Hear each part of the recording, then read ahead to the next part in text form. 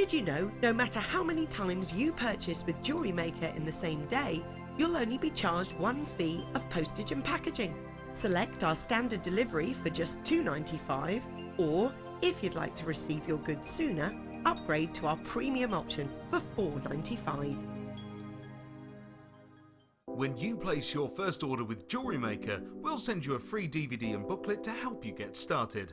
The booklet is jam-packed full of information on gemstones, tools, threading, materials and findings. There are step-by-step instructions on how to make bracelets, earrings and necklaces, and the DVD includes easy-to-follow video tutorials. So what are you waiting for? Start your jewellery making journey today. Here at Jewellery Maker, we love seeing your jewellery creations, learning about your inspiration and reading your blogs. If you write your own craft or jewellery blog, then we'd love to hear from you. Simply tweet us at jewellery_maker UK with your blog link and we'll be in touch.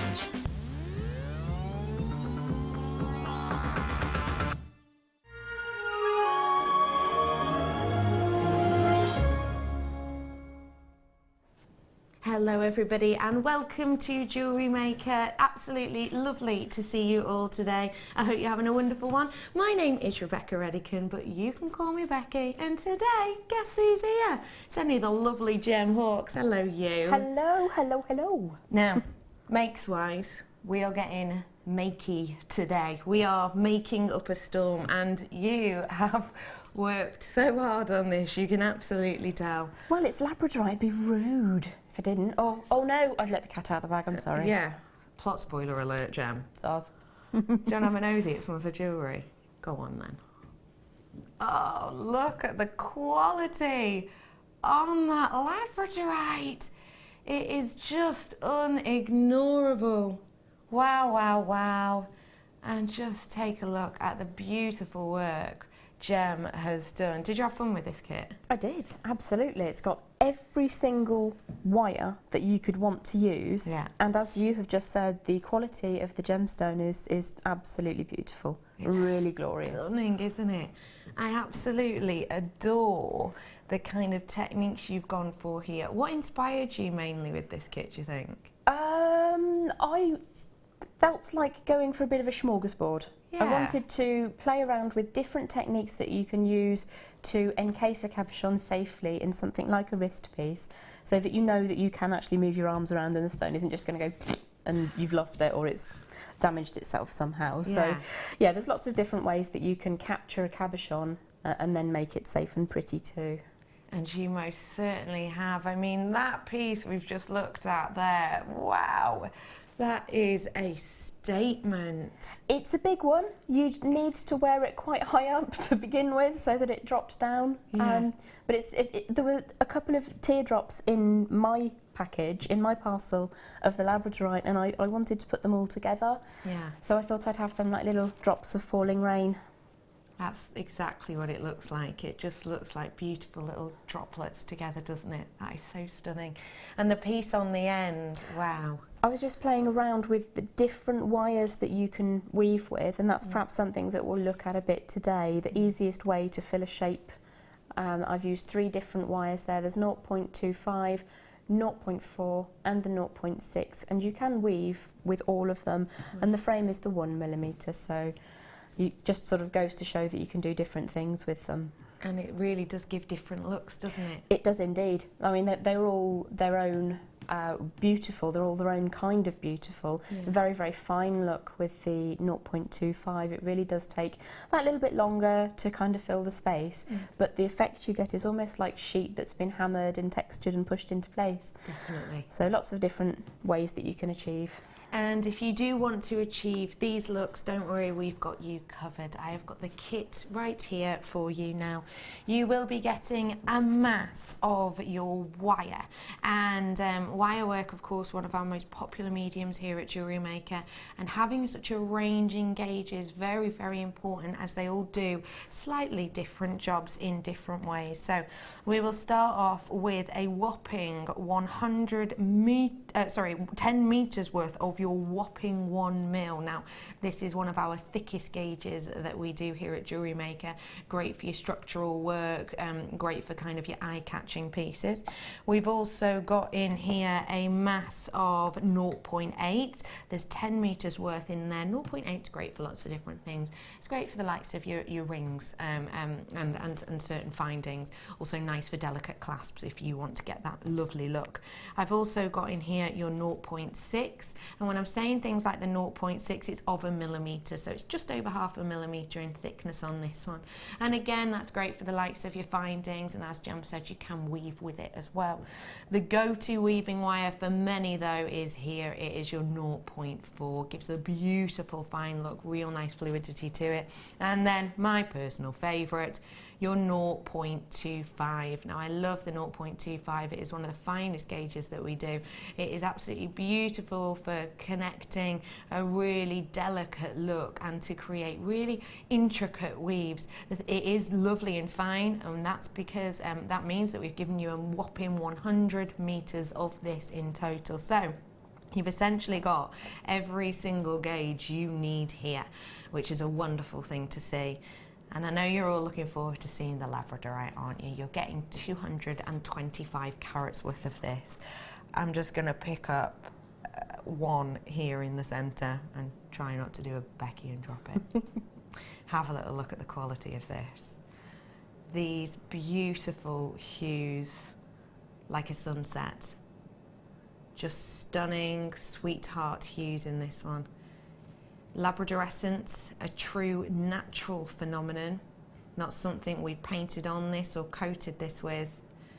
And you can see you're getting a selection of different sizes. I can't guarantee what shapes you're going to get or how many you're going to get, but I can guarantee you will be getting a minimum of 225 carats worth. In my collection here, I have 2, 4, 6, 8, 10, 11. I have 11 in mine. You might get slightly more or slightly less, but you will most certainly get 225 carats worth. Now, it's a sensational deal up on your screen now. Loads of you already adding this to your order. If you do want to add this to your order, it is a free phone number at the bottom of the screen to get involved, and you can join us at JewelleryMaker.com as well to set up your account. So, let's get learning to create something truly beautiful. What are we going to learn first off, please, Jan? Well, what I thought we could have a quick look at is starting with the big teardrop pendant. Mm-hmm. If you want to learn how to put lots of cabochons in a totem pole style design, we could perhaps have a quick look at how to do the basis underneath there. Perfect. Just a bit of a sort of a technique. Fantastic. So we're going to be looking at how to create something like this first off. So what do we need for it? We need the 1mm wire to begin with, and I can't find the end. Part of the course for me, really. There it is. It's gone round in a great bigger loop. Now, obviously, the more intricate design you want to work with and the more pieces you want to add in, the longer the piece of wire you're going to need, because although you can add in, I find it much easier just to work with a single piece. So I've taken off probably around about 1 metre off the spool there. I'm just going to cut that and pop the spool out of the way. It can be a little bit springy when you first undo your wire, so always ensure that you're looking out for animals or children or other people that are around you when you do that. Okay. So what I'm going to do to begin with is just slightly condition the wire, and to do this I'm just going to run it between my thumb and forefinger to warm it up slightly, and this will just open it up to being a little bit smoother and a little bit more flexible. You don't want to over condition your wire, but just give it a little bit of a smooth down, and then it's much more likely to bend to your will. Okay. Now I had a beautiful selection of teardrops, I had some ovals, I had some almost squares, oblongs, and a couple of toothy type shapes in my bundle that I worked with at home. Okay. In the bundle here I've got a huge, sorry, there's a spider just fallen down on my head, so I'm just going to pop him over here for a moment. Okay. You stay there, mate. He's only a Sorry little about that. And we're going to start off with the big teardrop at the bottom because I think it looks really nice. I mean, obviously you can start small and go large if you prefer, but to begin with we're going to find the centre of our metre or so of 1mm wire, and we're just going to offer our bottom cabochon into it. Okay. And the easiest way that I found to get the basic shape to chase around a cabochon is to pop it on a protected foamy surface We're using here the reverse of one of our macrame boards, the largest one I believe. And it's really nice because it means you can press the cabochon down without damaging it. You can press the wire down a little bit without causing any scratching. So it's really nice to sort of work it in that way. So I'm just going to push the cab down and push the wire around. And that's just going to give us a bit of a shape to begin with. There we go, so I'm coursing around that way and going the other way as well. We've got our basic curve now. I'm just going to cross that over. You can see the shape that we're looking to work with is there. So once I let go, it's going to spring out slightly, which is fine because we're not overly worried about that just yet. But I'm going to keep my cabochon close at hand so I can refer back to the size. Now I am going to just coil these end pieces away just by very gently giving them a little bit of a pull so that they just come out of the way. What this means is I've not overstressed the wire. I can use it many, many more times to form shapes as we go through the design, but it's also not going to stab anybody or anything or push things off the desk, hopefully. So I'm just going to do the same on the other side. There we go. So offering my cabochon back in, we're going to see how much space we've got. A little bit too much, so supporting it, just going to draw the wire over and the same the other way. There we go. So we're looking at just a little bit larger all the way around. Now for the first design I'm going to use a little bit of 0.6, I think it was, possibly 0.8, let me just look. That feels like the 0.6. Now you can in this design use either, it's really up to you. The lighter the wire that you use to go on the framework, the more you will need to think about covering the face and the back of the cabochon. The heavier the wire you work with at this stage, the smaller amount you can use to come up over the front of the gemstone. Okay. So if you have a particularly beautiful gemstone and you just want to show off the gem, then use the heaviest gauge that you can manage. I mean, I have done it with 1mm gauge as well. You need to be quite firm with it if you're doing that. But what it means is once you've put it into place behind and over the front of the cabochon, it's much more likely to have that residual strength and stay in place. So I'm just going to pop my cabochon out of the way and get into creating a design that's going to hold it securely from behind and in front. So I've got the centre of approximately 24 inches or so of my, what should we call this, a wire that's going to help us hold, we'll call it holding wire because it's going to hold the cabochon in. So I've come over to, here's the middle at the bottom, I've come up to about 3 o'clock on this side. And I'm just going to weave around once, push it down through the middle, pull it back up again. I'm going to leave that so that it's facing upwards, where it's going to sit. If you imagine that's the cabochon, that's where I want it to sit right now. So I'm just going to leave that alone and do the exact same on the other side, for which I'm just going to flip the frame around. So just holding quite tightly to the frame and the wire that we're using to hold everything in place. Push that so it goes through the centre, up and over the front. Now there's so many ways that you can hold your cabochon in place. You can have your wires coming round in a little semicircle, you can have little tooth-shaped designs coming up, or you can cross your wires over if you prefer. If you are going to cross your wires over, you need to have a reasonable amount of tension so that they don't misshape each other when you're in the process of popping everything together. So I'm just going to turn this to the side now. So this is the bottom of our design here. Pop my cabochon in, and I think that actually looks quite nice in that kind of formation. So for now I'm going to pop the cab back out and just go by eye, hold the framing wire and the wire that we're wrapping around with quite firmly with thumb and finger. Go all the way around and then come back underneath. Now I'm dipping that down. This is the wire that we've just come across one side with. I'm dipping it down because we'll need to create a frame for it to sit in the back. We don't want the cabochon falling out backwards just as much as we don't want it falling out the front. So I'm going to do exactly the same on the other side now. And to help me do this, I'm just going to flip the design around through however many degrees that was. I haven't got a math brain on today. All I'm doing here is just pushing those two wires together, which just enables it to look a little bit neater as a finished design. I can see that this cabochon is reasonably medium in its thickness. It's not too deep, it's not too shallow. So I'm just going to pop that in there, make sure that I'm not making the caging too shallow or too deep. Pop that one back out, swap it around and wrap, ensuring that I've left space for the stone to sit inside. So I'm going up through the centre once, pulling it all the way around, down, round the back and across. So you can see on the rear of the design, I'm crossing down to the bottom because otherwise we'd have too much space at the back and the cabochon might come loose. So just for a moment, we're going to take a second and just assess the situation. Give that a bit of a squeeze, make sure it's all neat and we're happy.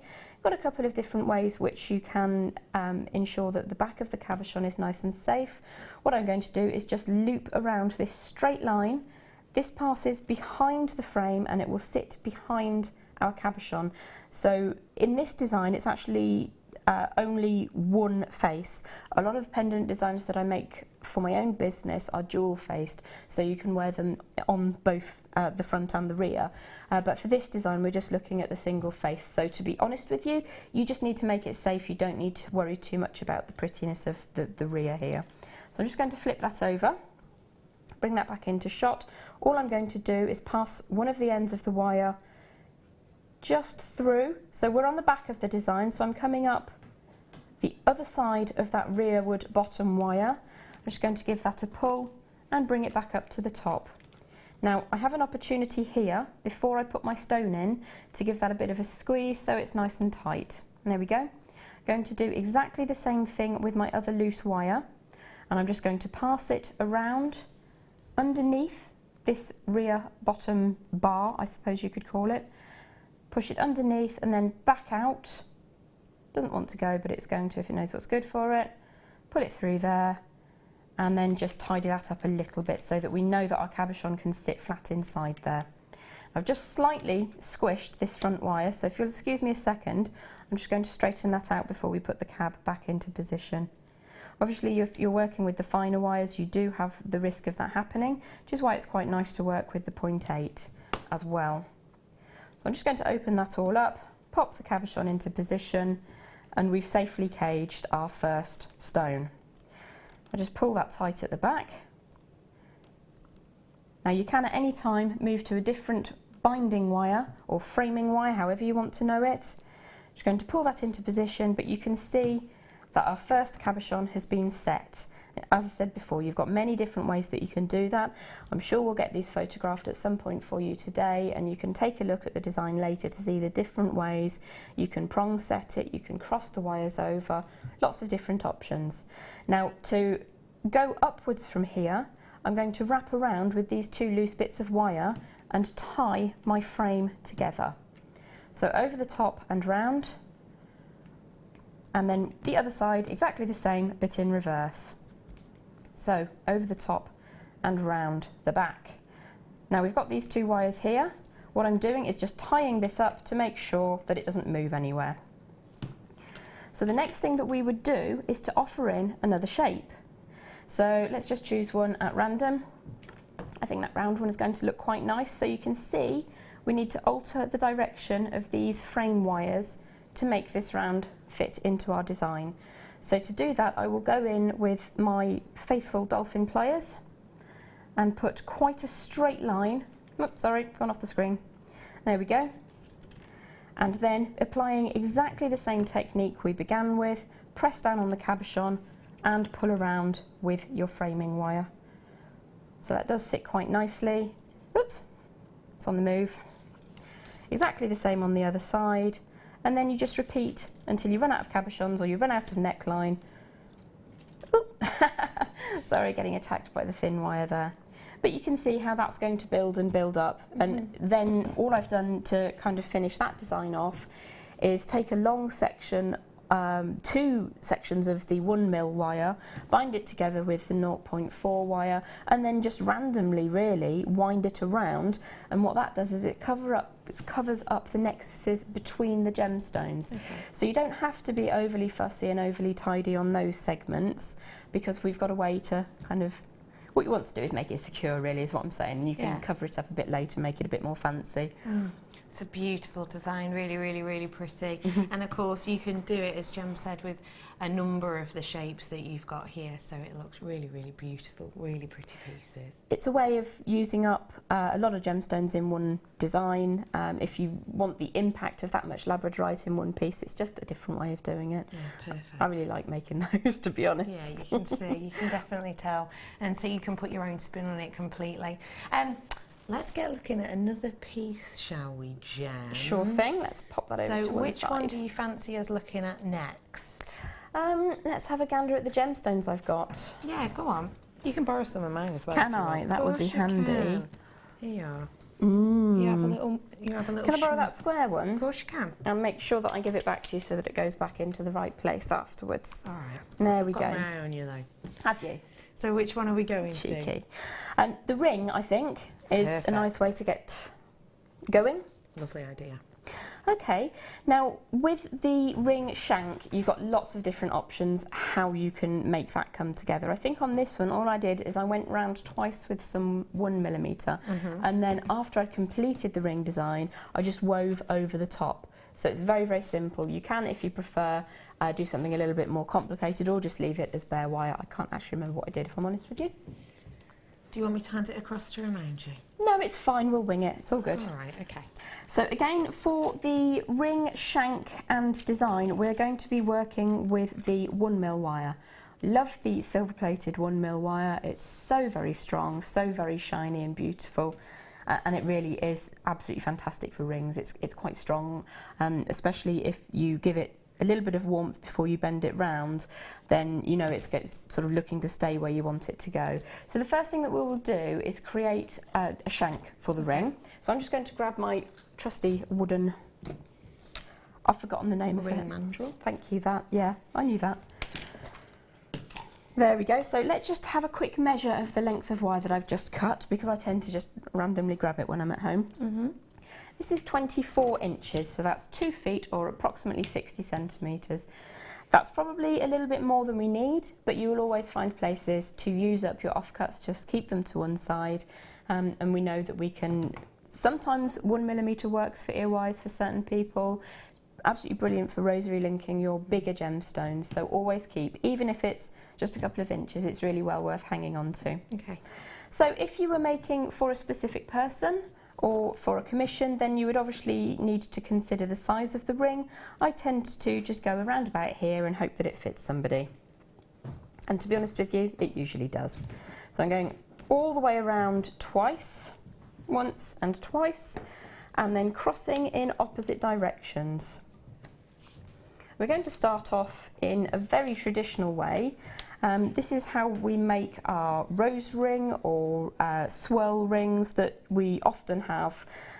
To be honest with you, as a designer, it's quite often one of the first things we make is a little rose ring, because it gives you a feeling for the wire, for the gemstones, and it gets you going creatively. So you can see we've gone around twice. If I just flip that over, there are 2 crosses of the wire here. You can, if you need to, do that with 1, but I find that 2 is a better minimum because the ring will hold its shape better, it will be stronger. So the first thing I'm going to do is ensure that's approximately in the middle. If it's not, you can simply roll along and edit where you are so that you get approximately in the middle. It doesn't really matter because we've got a little bit more than we need. So first up, I'm going to create a right angle bend. This is the wire that's closest to me, and I want to bend it away from me so it crosses the entire design. So I'm going to go in with my sharp pointy pliers. These are flat facing bent nose pliers. I'm just going to create a 90-degree bend on that side, and then I will need to do exactly the same if I spin the mandrel around. So the wire that's closest to me is going to cross over at 90 degrees away from me. Basically, you're crossing the shank of the ring. I'm just going to pick this up because it might be slightly easier for me to control. If I go from underneath and just put that bend in, you can see that we've got our long lengths of wire are crossing over, and they're going in the opposite direction from where they started, if that makes sense. So the next thing I'm going to do is just support where it crosses over. It's created a nice little flat base there, almost like a little square. So my wire that's over here by my right hand, I'm going to pass underneath this wire that's over there by my left hand. I'm going to put my thumb on top because that will help secure the ring in position. So that's passing underneath the other wire, and it's going to come 1/4 past or 90 degrees past. I'm just conditioning the wire slightly because that's gone a little bit firm, and that should make it easier for me to continue. Now the wire that's nearest my right hand is on top. I want it to pass underneath, and I want it to go 1/4 past, so 90 degrees past. Now you can move the ring mandrel or you can move the wire, it's entirely up to you, but we will just need to continue doing that so the rearward wire passes underneath and becomes the forward wire, like so, and repeat until we have a base that's large enough to support the bottom of our cabochon. So I'm just going to keep going a little bit further. Now if you wanted to just have the ring in this design, what you would do is you would trim off at least 2 centimetres, I would say, maybe just under 1 inch, and use that to wrap around the shank of the ring. And what we do there is we're just setting, sealing and keeping everything together. Now in my business, on my craft stall, it's a really affordable way of using up short lengths of the different coloured wires. If you've got a 0.8mm or a 1mm, you've got a little bit left over, a couple of foot, don't know what to do with it, and you can sell these, depending on where you are, between £3 and £5 quite easily, so it's quite nice, just as a way to use up little bits of wire. So I'm just going to pass this one underneath one more time, I think, and then have that go 1/4 past, and we'll have a look and see if our gemstone is now going to fit. It is. I think I quite like it on the slant, that way instead of that way, maybe, but we'll see when we get there. So what we're going to do now is take the slightly longer length of wire, pass it around so that it comes over here. So I've got one, this is slightly shorter, which is why I'm choosing to pass this one around again, so they're now about the same length. Let's just get that done and then I will show you. Got my ring obviously crossing the mandrel in this format, and then I've got a wire coming off in this direction and a wire coming off in this direction. What I'm going to do is pass the end of this wire so that it goes inside the centre of the ring shank and just wrap it round once so that we secure our little rose on top. I'll pop that out. So the end of my wire is coming through the centre. Keep that nice and neat next to the rose, pull, and then we're going to give that a bit of a squeeze. I'm going to do exactly the same on the other side. That one goes through, pull, and then just give that a squeeze. Pop the whole thing together. If it comes out of shape slightly, you can give that a bit of a tease and it will sort of change shape slightly. So if we offer our gemstone into position, I think having that, if you have a square or slightly off square, having it as a diamond shape on the hand is quite pretty. So what I want to do is support the gemstone in position and draw upright both of my wires. So they're both coming up halfway along, in this instance, the slightly longer length of this rectangle cabochon. I'm just going to draw that out for a second and make sure that that's nice and firm. In squeezing the wire here slightly, I'm giving it a little bit of extra strength as well. So just drawing up, giving it a bit of a squeezing, will just ensure that that sits nice and firmly in position. So pop the gemstone back in, and I'm going to cross the wires over, draw one way, draw one the other way. And what I'm doing right now is just getting the shape and the size of the gemstone in the memory of the wire. So if I just hold that for a second, you can see it pokes out, but that is the correct size. That aperture will fit our gemstone. So what I want to do now is very similar to where we started with the ring, and that's to create a little crossover on top. So I have a wire that's coming over the top of the gemstone. If you imagine my thumb is the gemstone for the moment. It's coming over the top and it is to the right of my design. I want to cross that centrally, if you imagine where the gemstone will sit. So in the centre of the gemstone, cross that at a 90-degree bend in that direction. And what we're doing is we're creating a little present as if you were wrapping a gift and you were putting ribbon on it. So I'm going to pop in with my pliers over the top and then create a bend and add the gemstone back in to make sure I'm in good position. We're looking okay so far. This is a good time to just sort of check, because obviously if you have made that a little bit too much this way or a little bit too much this way, you can straighten that out and edit it slightly. That's the beauty of the quality of the wire. Exactly the same. This wire tail is underneath the other one, so I'm going to put a 90-degree bend in and push up like so, and that's when we want to add our gemstone back in. So we've created almost like a little square design in the centre, or if you imagine a ribbon on a present going over. So the next thing that we're going to do is flip that over and just look at what we can do with these tails. First thing that we need to do is get a straight line coming back. Whoops, I think I've done that slightly too close, so I'll just undo. Pop the cabochon back in. There we go. And I quite like to have that in the centre of the gemstone, so I'm just going to pull down with both of my thumbs at the same time, and hopefully that will mean it will sit where I want it to sit. So you can see the gemstone isn't going to go anywhere once we tie these tails off, but we've got that bend in the right place now. So coming underneath, it's really just a case of swirling around. So all I'm going to do is choose a direction and go with it. You can, if you desire, pass it through the centre of the shank of the ring, but I prefer to leave that for your finger to go in. Wrap around, and what we're doing here is we're just securing that tail, and you do exactly the same on the other side. When you have decided that you've done enough, just trim and tuck your tails away. I'm just going to put that one down now. So that's how we do, that's how you can deal with a square or a slightly off square cabochon and make a really nice feature ring out of it.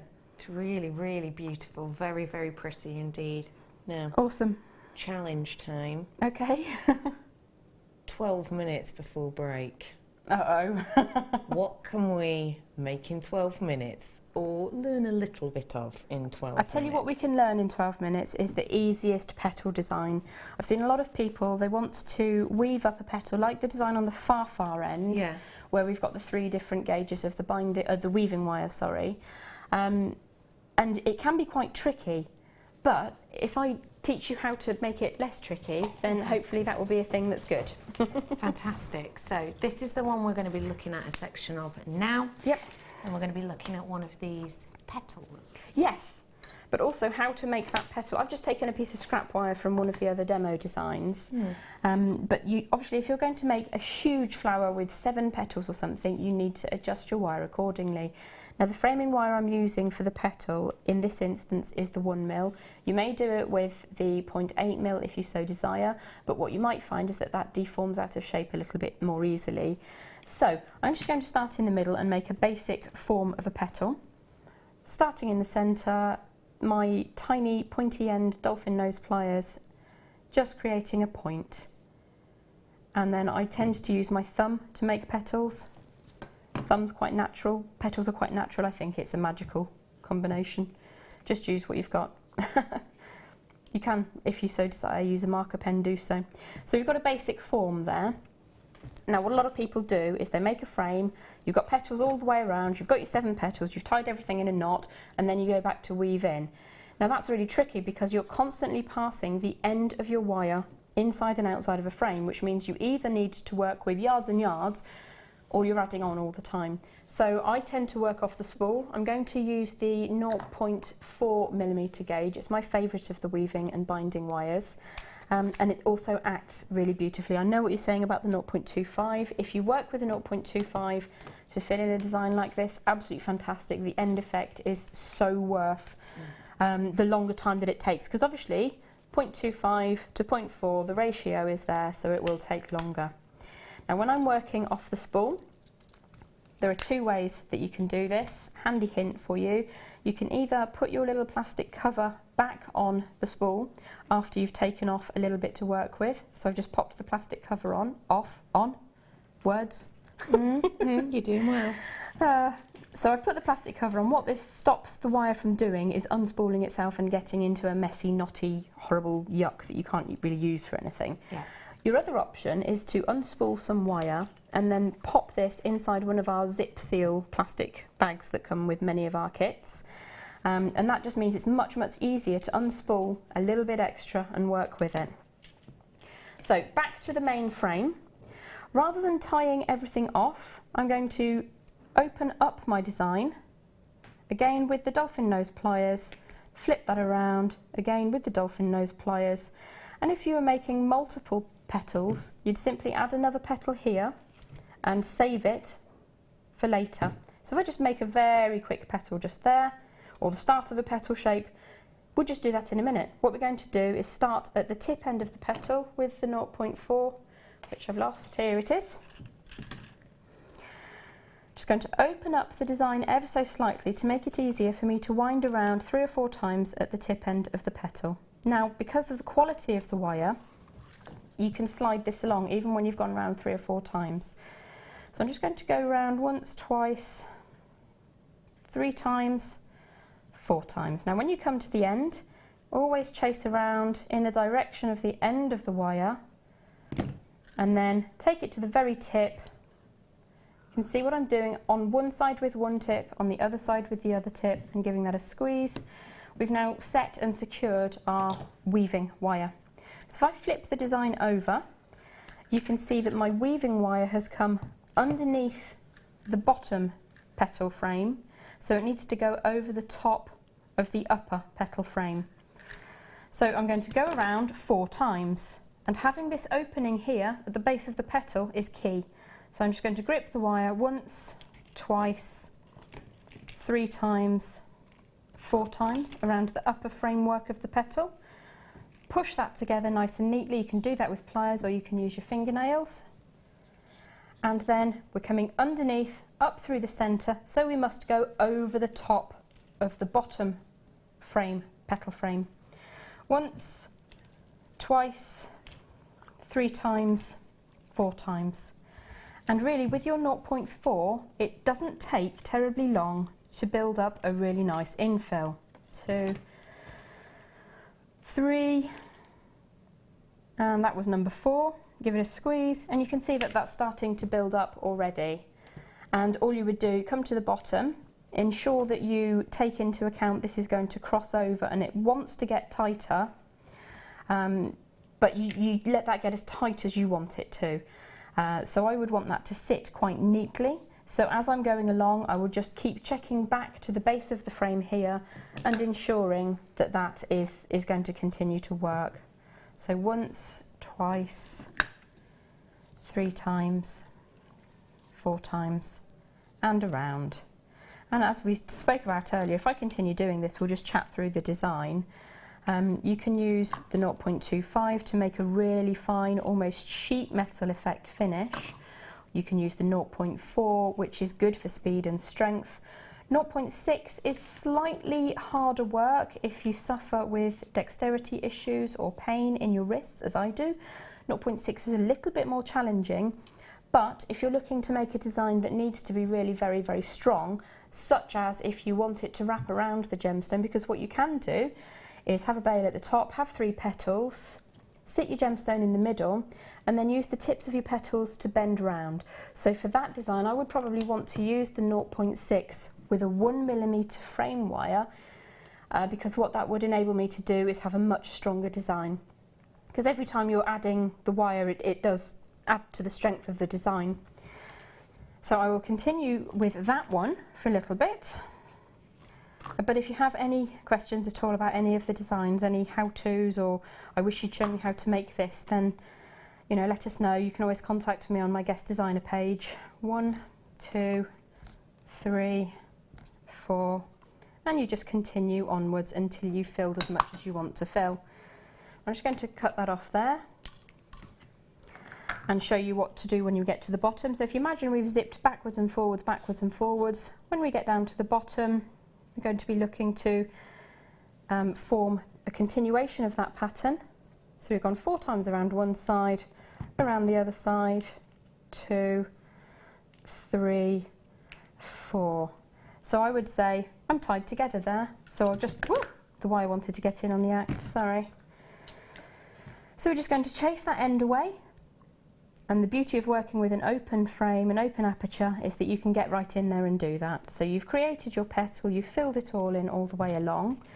You would then just continue to create as many petals as you wanted to. So if I just form an extra one there. There we go. One of my favourite designs of last year was of a lotus leaf. Or lotus blossom, which had 5 petals on the top, and they were infilled all in very different ways. Some of them we added gemstones to, one of them I think was done with the fine wire. And then down at the bottom you've got 5 little ones at the top, down at the bottom you've got 2 larger ones that come down in quite a really pretty design. I mean, I love lotus blossoms, I don't know about you, but they make me feel quite happy and quite peaceful, so that's quite a nice thing. But you can use that petal design for everything. You know, if you're filling in heart shapes or whatever, then it's really useful to know how to generate an infill. And obviously that's with the 0.4. If you're working with a slightly thicker gauge, are there any things that you need to kind of think about with that? If you were wanting to infill with a 0.6 gauge, I would very definitely look to use at least a 1mm gauge for your frame, because otherwise your 0.6 will start to deform the framework that you're working on. Another thing that you can do is hammer it lightly to create extra residual strength. If I just pull that into shape, you can also just shock it. When you shock copper, it realigns its electrons, so it becomes stronger in the shape that you're working with. So that will now not be as strong as if I'd hammered it, but it's definitely stronger than if I had done nothing to it. So you could just continue with your different shapes. If you are wanting to fill in with gemstones, you can use this backwards and forwards design, but what you'll need to do is thread all of your gems onto your weaving wire, so in this instance the 0.4, thread your gems onto the spool, pop it all inside a bag, helps it stay under control, work with a couple, maybe about 20 inches of wire at a time, and then as you go along you will see how many times you'll need to go around one side of the frame before you can cross over. You might want just one gemstone on one margin, you might want gemstones all the way along your weaving wire. You've got so many different options on how to fill that space.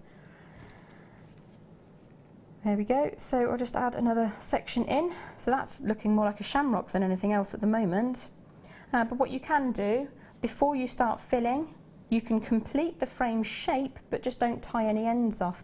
So you can see I just snuggled those 2 sections up together, putting that round into a nice leaf or petal design, going into the end, push.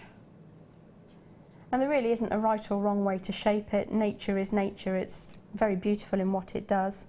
So you can see I'm coming into that little section right in the centre between the 2 petals.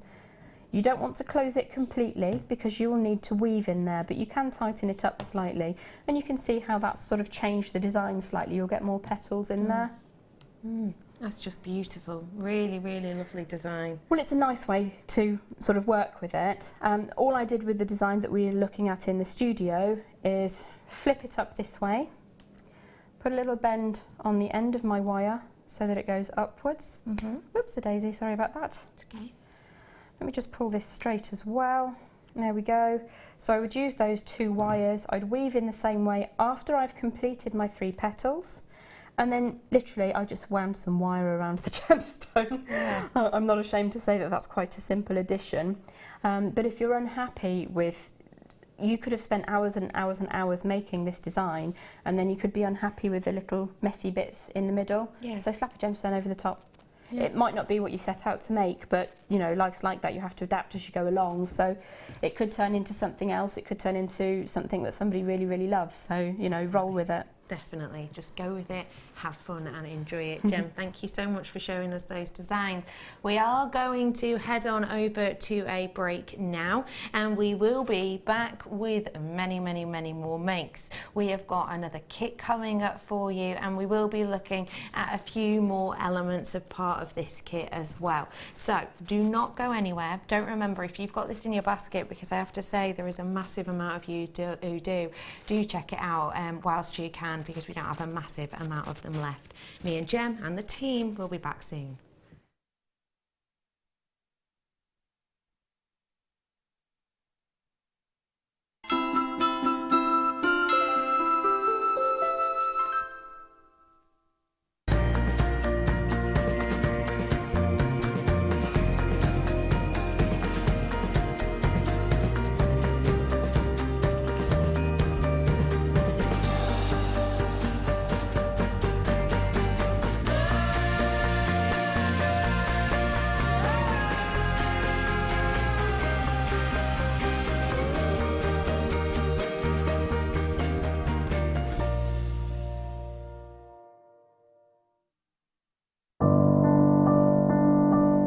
I think when I look back on it, I think I was brought up as a beader, not a jewellery maker, a beader.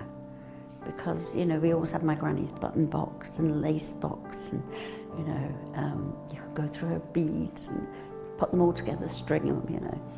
Jewellery maker is quality, and if you want the quality, that's who you've got to go to. I like your presenters and the certain ones. Yeah, and it's a shame it's so far, because I'd like to do loads more courses. But yeah, I will always be buying from Jewellery Maker. I am that sort of person with energy who likes to jump from medium to medium. Depending on what day of the week it is, depending on what I feel like. I find I work differently if I'm sitting in my workroom at the table than I do when I'm sitting with a tray in front of the television. But yeah, no, I would say to new people coming in, if you are looking at genuine gemstones, it's got to be Jewellery Maker. I would say look at the bundles, because I think you do some really good bundles. And press the button quick and buy them. You know, don't wait to think about it, because I think that's one of the big things, is if you wait, it's gone. You can always order, and what I usually do is I'll order, and I'll have other things in the back of my mind that I can add to that order to get your postage money's worth. Yeah. And if I don't like it, I can send it back. But I think that is the way to buy.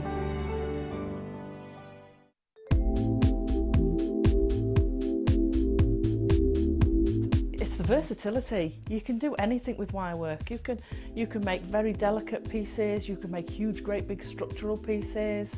You've got so many different gauges to use, and we've got the twisted wire, you've got all the colours in it. It is absolutely amazing. I mean, if you go on the website, the range of products you've got in the wire is phenomenal. You've got something for everything. So if you're doing very delicate jewellery, and you can make it so delicate with the 0.25 wires for wrapping, or you could do something like me with a big structural piece and you're using the 1.5 and the 1.25 wires for your frames, and then all the ranges in between. It's just, there's nothing that you can imagine that you can't make out of wire. Not that I've found yet, anyway. When you place your first order with Jewellery Maker, we'll send you a free DVD and booklet to help you get started. The booklet is jam-packed full of information on gemstones, tools, threading, materials and findings. There are step-by-step instructions on how to make bracelets, earrings and necklaces, and the DVD includes easy-to-follow video tutorials. So what are you waiting for? Start your jewellery making journey today. Get interactive with Jewellery Maker by liking our Facebook page and join over 55,000 like-minded people.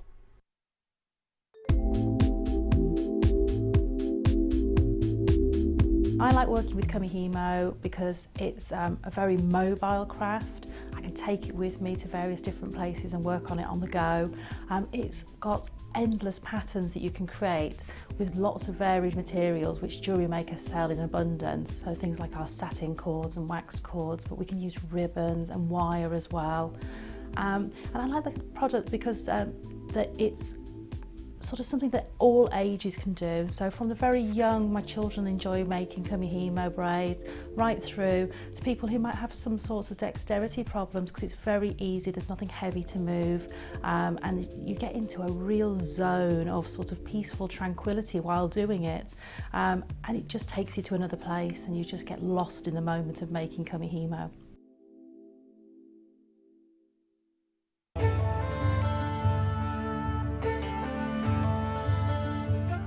Aquamarine is one of the world's most popular and well-known gemstones, often found with great clarity in a light yet energetic blue. Aquamarine is a real favourite of many gem collectors. As a member of the beryl family, aquamarine's characteristic pale blue colour is created by the presence of iron. Gemstones that are coloured by nature in this way are known as allochromatic. This birthstone for March is highly sought after for its clarity, transparency and undeniable calmness. Did you know that Jewellery Maker's phone number is free from a UK landline? Now you can spend those extra pennies on more shopping. There are 4 easy ways to stay in touch with Jewellery Maker. You can like our Facebook page and join a community of over 54,000 people. You can follow us on Twitter and tweet us your messages and opinions, send photos of your designs and enter our Wall of Fame competition. Or if you need any help or advice, you can email our friendly help team. Make sure to get involved and stay up to date with Jewellery Maker. The Jewellery Maker Wall of Fame is where you get to showcase your skills as a jewellery designer. Each week, one lucky entrant will win £100 credited to their account and the runner-up receives £50. If you want to enter your design, just send a photo to studio@jewellerymaker.com or you can post your photos to Jewellery Maker, Ivy House, Henley Road, Outhill, Studley, B807DU. Get making and good luck!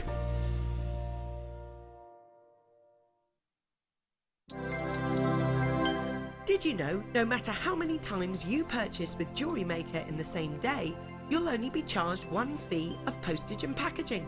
Select our standard delivery for just £2.95, or if you'd like to receive your goods sooner, upgrade to our premium option for £4.95. Owning a strand of genuine gemstones is always exciting. But being able to use it in your handcrafted jewellery, then passing it on to its new owner with proof of its authenticity is even more incredible.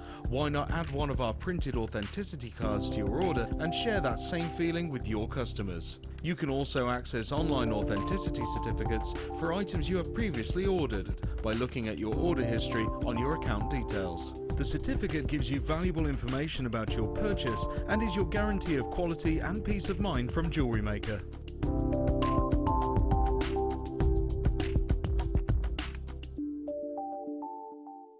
There are 4 easy ways to stay in touch with Jewellery Maker.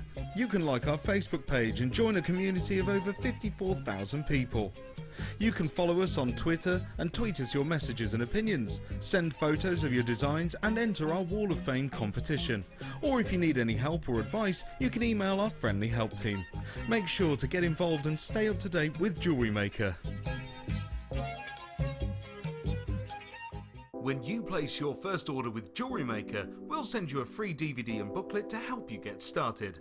The booklet is jam-packed full of information on gemstones, tools, threading, materials and findings.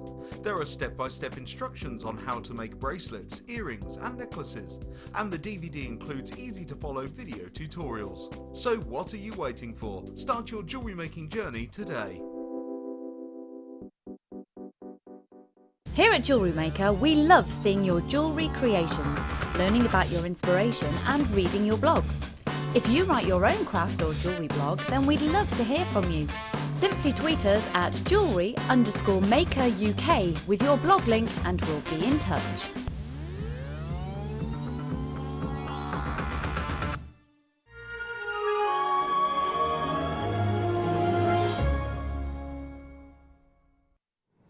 Hello everybody, welcome to Jewellery Maker. It's so wonderful to be with you today. I hope you're having a great one. My name is Rebecca Redican, but you can call me Becky, and today this little lady has been working up a storm. You've been doing so well. I am with the wonderful Gem Horse. Hello, hello. Hello lovely Gem. Thank you so much for all of your makes so far. We've already had an hour's worth pretty much of demos and we're not gonna stop. We have got loads and loads and loads of makes and treats for you today. If you have just tuned in, I'm really quickly going to recap the kit for you and also for recording purposes if you've just tuned in now. Essentially, this kit is wonderful. The things that Gem have done with it are just beautiful. You can see that a lot of love has gone into these pieces. The kit itself is just wonderful. We've got so much in here for you. We've got every gauge of wire you could hope for in the silver. You had in this collection 10 meters worth of your 1 mil. We also had 100 meters worth of your 0.25. We had 10 meters worth of your 0.8, 10 meters of your 0.6, and finally 10 meters of your 0.4. So all different gauges and all different jobs. You also had impeccable quality labradorite, and we have got such a varying amount of shapes, amount of colours, and just pure beauty in each and every one, I think it's safe to say. I mean, just incredible look, isn't it? Really astonishing. And we had 225 carats worth of this labradorite. Can't guarantee you the sizes or the shapes, but I ended up with around about 11 in this collection here. £14.95 was your price on this one today. Already had lots of people coming through for this. Now, we've already shown you how to do a few of these makes. We initially started off looking at how to do the teardrop design over here. We learned how to do that earlier on. We've also had a little look at how to create the ring, and just before the break we touched upon how to make this really beautiful, almost kind of lotus flower petal design. So we're going to have a little look at one quick component and then we'll bring you some more treats. So what are we looking at now, Jen? Well, I thought we could have a look at the rectangular oblong shapes that have gone into the bracelet or the bangle, if you prefer. It's quite a nice way to cluster designs together, but equally you could just have a single design in the centre and then weave around the tails of the wire instead of adding more in. That one that you've got on the face right now, next one, stop. Yeah. I think perhaps that's the one that we're going to have a quick look at. Perfect. Because it's really, really effective, and sometimes labradorite will have lineation or line marks in it which you can chase with the finer wire. So as well as holding the gemstone and protecting the gemstone, you're actually enhancing its natural beauty. Perfect. So the more complicated the design you want, the longer you will need your wires to be. I always start off, as a rule of thumb, if I'm looking to generate a finished piece that is 7 inches, I will use 3 times that length. So 2 21-inch pieces of wire will give me more than enough to add some swirls on the end, to finish off, even to do quite a fancy clasp, if you so desire, on one end. So the first thing that we would do is just imagine that these are nice and long 20 or 21-inch pieces of the 1 mil gauge wire. I'm just going to give it a little bit of gentle conditioning just to warm up those lovely little copper electrons. I'm just going to take the tip off here. It's slightly curvy, and the last time I had a slightly curvy piece of wire, I stabbed a hole in my thumb, so we're not going to do that again. Please be careful. That's what I thought. We'll give that a miss today. So looking to start with 2 parallel-ish lines, and let's say that that's the gemstone we want to work with. It's a particularly beautiful piece of labradorite. It's displaying lots of different colours, including that beautiful warm orange, the yellow tones, as well as your more traditional blues and greens that you see in there. It's absolutely gorgeous. So we're going to do very similarly to how we started the big necklace piece. I'm just going to take one of those wires out of the way, and I want to trace around, a little bit larger, but trace around. I'm starting in the middle because that gives you options of adding more gemstones or simply wire weaving those tails to create a bangle. Just going to hold the gemstone down and draw the wire around one end. Hold that into position and repeat on the other side. Once I've got that basic shape, I'm going to have a look at the length along the end of the gemstone, and just under half of that length is where I will want to put a right angle bend coming away. Okay. So if I just pop that into position, put those curves in, and to just guesstimate that that looks about right. So I've got a lovely 90-degree angle coming off there, or slightly greater or lesser than that because you've got a curve. Flip that over and do the same on the other end. Grip tightly with the pliers and the same again. Now what I would do here is just pop that down onto my workstation and check that my gemstone is going to fit, because if it isn't, now's the time to deal with it. So you can see that that comes just under halfway along the breadth, if you like, of the gemstone, because we want to have that repeated on the other side. So I'm going to make a copy of that with my other piece of wire now. So I'm going to use the gemstone itself to generate that first curve, pull it around the gemstone, and then measure that distance and just see whereabouts we're going to put our pliers in before we take that curve out at 90 degrees. So what you can do is lay the two pieces side by side, hold them into position. I've got my unworked wire on top and my worked wire underneath. Going over the top of this, I pop the pliers into position. I can then drop the other frame out, and there you've made a copy if you like. It's not an exact science, but you can always tweak it if you need to. So I'm just going to guesstimate the other side, but I've just shown you how you can make a copy of a frame if you want something to be exactly the same, or if you need something to be repeated. There we go. So we're going to just straighten those tails out for a moment. And again, there's an excess of wire here because I don't know what I want to do yet. I might turn it into a bangle, I might just change my mind completely and weave around it. I might want to put more gemstones in. So I'm just going to get that nice and straight and coming off, pop that down with the other piece and see how we get on. So that looks like it's going to fit quite nicely. I'm just going to support that by holding it into position, drop my gemstone down. I'm quite happy with that. You want to have your two tail wires on this side and your two tail wires on the other side to sit nice and neatly together. Even if it's only for 5 millimeters, we want that to sit quite nicely together. So I'm just going to lift the gemstone out and start weaving around to hold that into position. Lynn's just messaged in and said, "Hi Jem and Becky, every time I make a bracelet and wire wrap it, it goes out of shape and narrow. It's never even. Have you got any tips for that?" Okay, ensure that the frame you're making for your gemstone is the right size for the gem. So that obviously that's one less thing to worry about.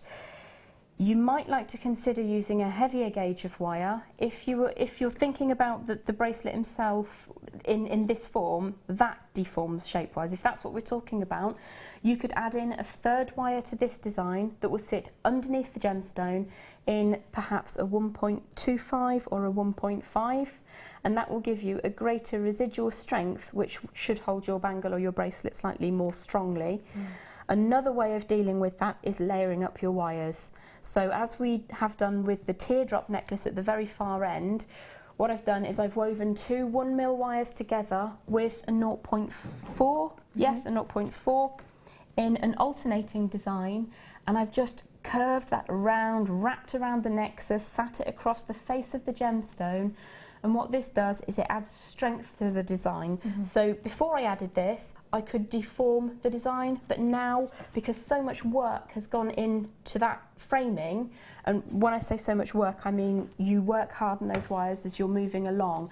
As you're weaving around them, every time you add a layer, you're strengthening your design. So you could finish your bracelet, do a really nice long length of woven wire, whatever colour, whatever gauge you so desire, and then build it into your design, and that will add a residual strength. So hopefully it'll stay where you want it to stay. Lynn, I hope that helped you. Thank you for texting in. Thank you. So the beautiful base that we've got here, you're getting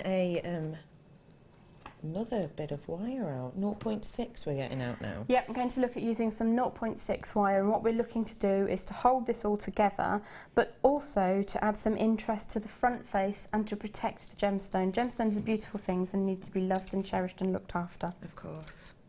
So I'm always working with an arm length or this much or that much, so I'll just have a quick look. We've got about 24 inches here, so again that's about 2 foot, about 60 centimetres give or take. And that will be enough to complete this central section of the bangle and have a bit left over to just secure our ends. So the first thing I'm going to do with this design is take my gemstone, pop it to one side. I'm going to leave a tail of, say, about 7.5 centimetres, around about 3 inches. And with the working end, with the bulk of my wire, I'm just going to wrap around to the left of where my framework is. Sorry, I'm just going to move that mandrel because it's going to get knocked over if I don't. So all I'm doing is a basic wrap. I'm going around both of these tail wires that are to the left. Now it's going to want to deform and move backwards and forwards. Don't worry too much, as long as you've got the two wires side by side at this stage, that's what we're looking for. The 0.6 is a nice sturdy wrapping wire and it'll help keep it all together. So I've gone around 4 times there, and before I do anything else I'm going to scooch those wires up together and flatten them down. Now before I flatten them, I just want to get those two frames so they're sitting side by side, or flat if you prefer. So you might need to switch your grip to achieve that, but once it's in position, I'm going to give that a squeeze. There we go, and just push that up together. Now I've left this tail because I haven't decided what I want to do yet. I might need that for the next cabochon. I might want to just coil it up and put it on top to hide stuff. Always good to have a little bit extra. So first thing I'm going to do is check that I've picked up the right gemstone. That's the story of my life. So I want to create a secure back underneath to cage the gem to stop it falling out underneath. So I'm just going to draw that nicely so that we're catching a good section of wire. We don't want it just across the corner, that's not going to catch and secure anything. We want it to come out underneath so that you've got some good strength under there. And then I'm just going to wrap twice around the lower of these frames. So to help me do this, if I show you those wires have crossed over, I'm just going to very gently tease them so that they go in opposite directions, so I've got a nice access point. So I'm just going to push in between there, wrap and up. This is when I'm going to want my gemstone into position. Now, this is not a difficult design, it's slightly tricksy. You just need to ensure that you hold on to your gemstone and your wire, and then it will all come together. So I'm just going to pop that into position and just see where I want that wire to wrap around. Now I could, like the central section of the bangle that we've already made, I could have 3 going off in one direction, but I think I don't want to cover up that lovely rainbow. So I'm going to come over the top, just let that rest down for a moment. What I don't want to do is to have the gemstone pushed behind my frame. I don't want it pushing through, I want it to sit so that that's level with the base of the cabochon. So you just need to be careful that you're supporting the wire as you make that first shape. Once you've decided that that's where you want the wire to touch down, we're going to wrap twice around on the far side. So now I can take the gemstone out and give that a bit of a squeeze up and then decide what I want to do next. So what we need to achieve in this design is beauty on the top, security underneath, and a design that's going to last when worn. So I'm just going to give that a bit of a squeeze, pop the gemstone back into position, and now you've got options about how you want to proceed. What I'd quite like to do in this instance, I think, is come to a central point, wrap this side, back over the top, wrap the other side, back underneath, all the while we're building up security and beauty. Perfect, just wonderful. Beverly's message in. Hi JM, great demos, Gem, very clever and concise. Very clear and concise. Could listen to you all day. Thanks, JM. Bless you. I wish my lad felt the same. Or the dogs. Oh, bless. That's lovely. Thank you very much. Thank you so much. It's very, very kind. Appreciated. Indeed. Do feel free to text us in 60777. So text to the word JM Studio. That is just a beautiful, glorious, lovely design. It isn't complicated, it really isn't. And what we will end up with is a secure design that's going to hold your beautiful labradorite into position. And you can make that into a pendant if you wanted to, you know. Be flexible in your designs and allow it to take you where it takes you. Wonderful. Thank you so much for showing us that. It is absolutely beautiful collection that we've got here. Thank you. We are going to bring you some treats now, and then we're going to be bringing you another kit with the lovely Gem, and she's going to be making up some more. I've got something to put a smile on your face. Wow. Oh my gosh, those are so shiny. Swarovski. Wow. Stunning, isn't it? It is. Launched on Christmas Day.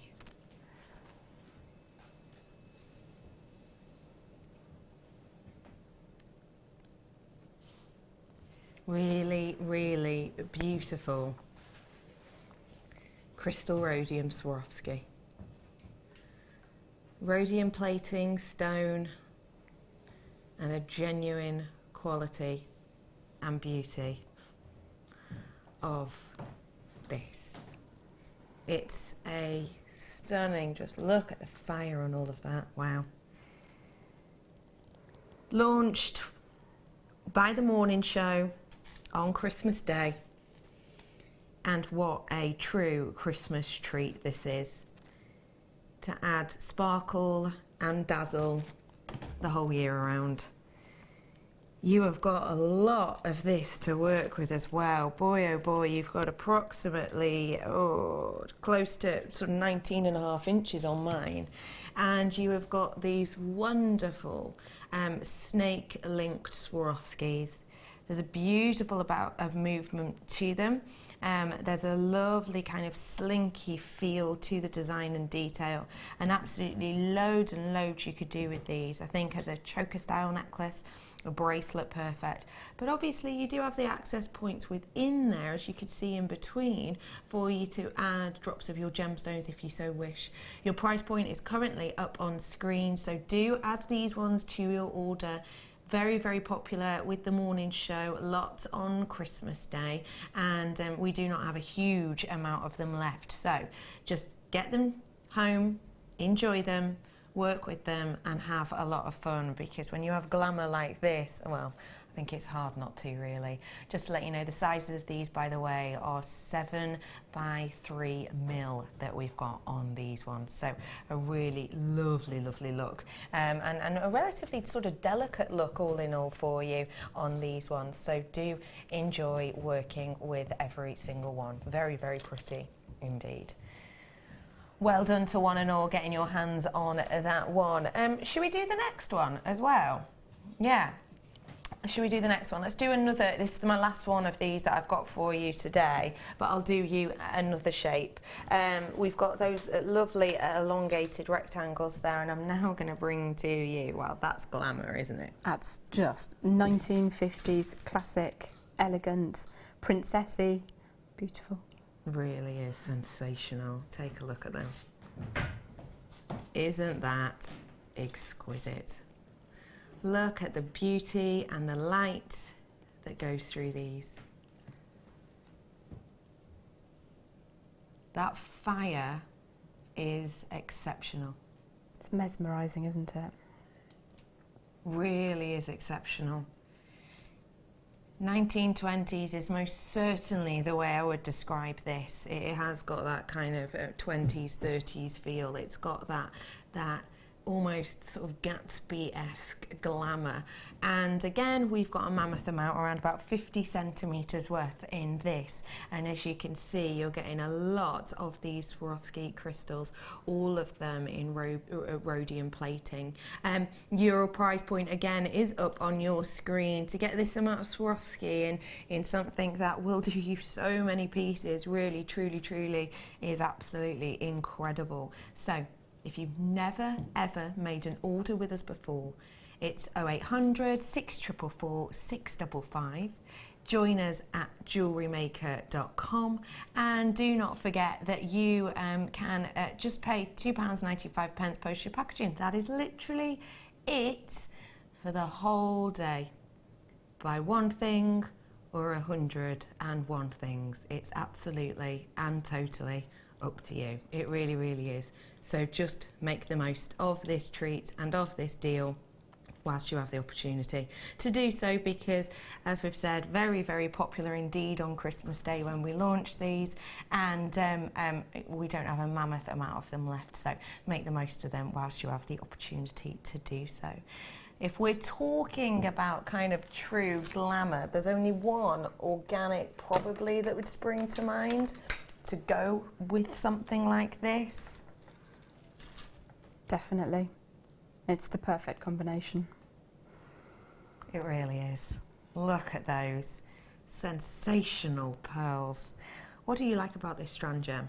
Well, the first thing that springs to mind is the size of them. They are absolutely huge, but the quality of the surface and the rainbows that I'm seeing here in the studio in front of me, really, really beautiful pearls, absolutely gorgeous qualities. Really, it is about the quality, isn't it, on these ones? And you're definitely right about the rainbow colours that we've got on the surface here. Remember for me, when you get white pearls, a lot of people will think, well, all pearls are white. They're white naturally. They're white when you get them from the mollusk, which is a jewel-shelled, hinged, organic nature, basically. Not the case, though. When you get this, a lot of the time, there will have been treatments placed upon them. They will have had often bleaching there, and all of these things, every single one of these things will affect the way in which the light pans across these, and the way in which the surface of the pearl, which is basically built up by something that's called nacre.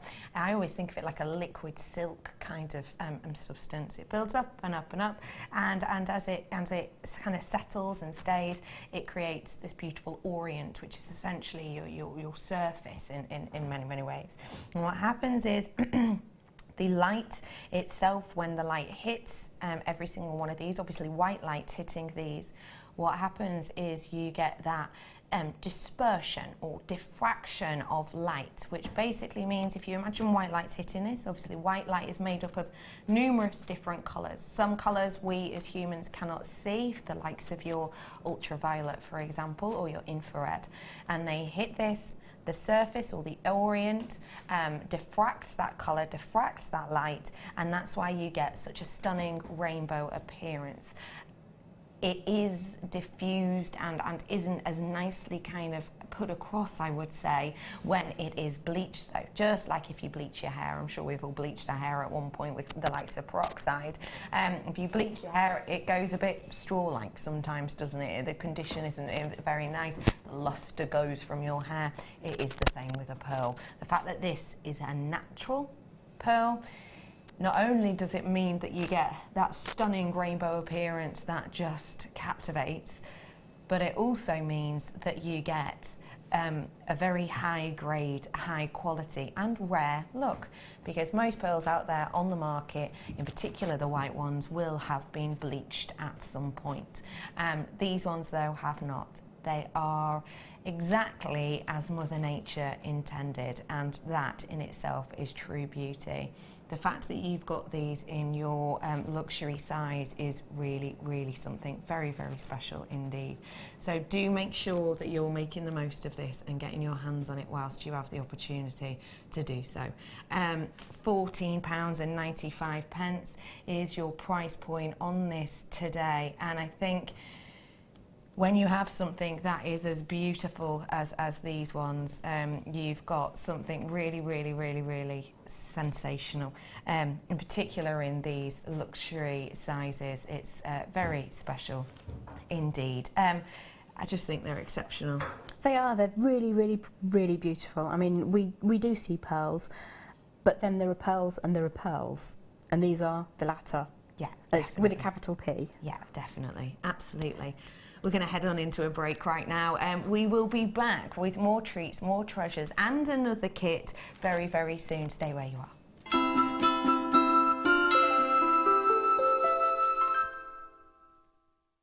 Owning a strand of genuine gemstones is always exciting, but being able to use it in your handcrafted jewellery, then passing it on to its new owner with proof of its authenticity is even more incredible. Why not add one of our printed authenticity cards to your order and share that same feeling with your customers? You can also access online authenticity certificates for items you have previously ordered by looking at your order history on your account details. The certificate gives you valuable information about your purchase and is your guarantee of quality and peace of mind from Jewellery Maker.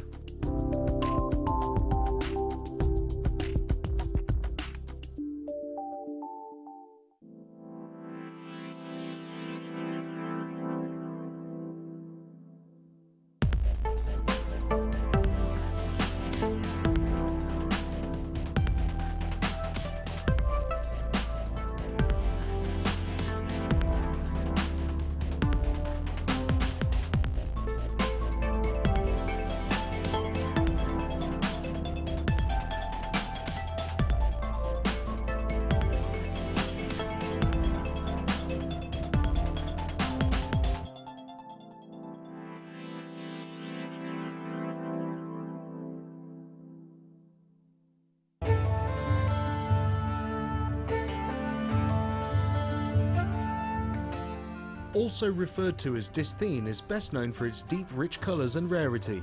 The name is derived from the Greek word kainos, meaning blue, and although it is not a birthstone, it is often associated with the zodiac signs of Aries, Taurus and Libra.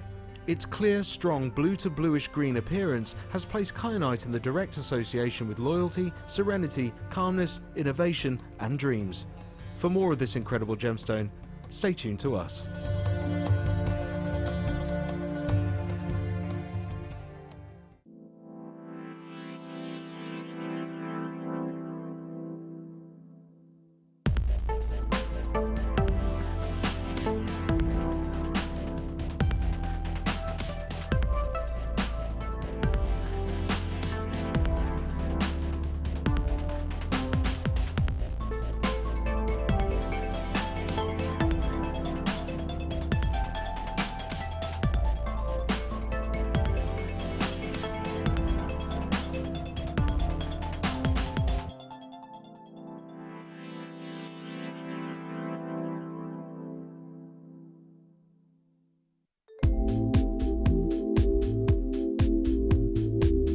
I like working with Kamihimo because it's a very mobile craft. I can take it with me to various different places and work on it on the go. It's got endless patterns that you can create with lots of varied materials which Jewellery Maker sell in abundance. So things like our satin cords and waxed cords, but we can use ribbons and wire as well. And I like the product because that it's sort of something that all ages can do. So from the very young, my children enjoy making Kamihimo braids, right through to people who might have some sorts of dexterity problems, because it's very easy, there's nothing heavy to move, and you get into a real zone of sort of peaceful tranquility while doing it, and it just takes you to another place and you just get lost in the moment of making Kamihimo. The Jewellery Maker Wall of Fame is where you get to showcase your skills as a jewellery designer. Each week, one lucky entrant will win £100 credited to their account, and the runner-up receives £50. If you want to enter your design, just send a photo to studio@jewellerymaker.com, or you can post your photos to Jewellery Maker, Ivy House, Henley Road, Outhill, Studley, B807DU. Get making and good luck! There are 4 easy ways to stay in touch with Jewellery Maker. You can like our Facebook page and join a community of over 54,000 people. You can follow us on Twitter and tweet us your messages and opinions, send photos of your designs and enter our Wall of Fame competition. Or if you need any help or advice, you can email our friendly help team. Make sure to get involved and stay up to date with Jewellery Maker.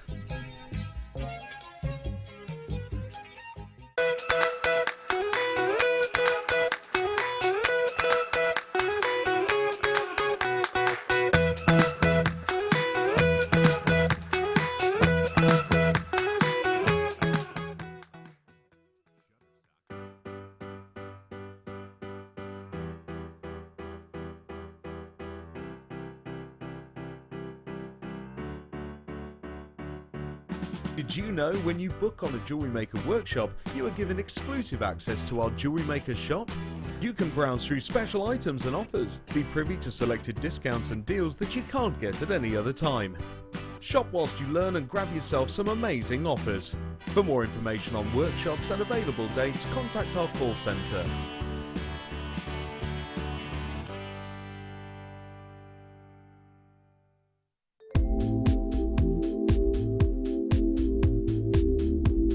I like the fact that it's a really versatile medium, that you can, you've got no restrictions with it. You can create lots of organic designs, but you can also create a really structural designs as well if you want to.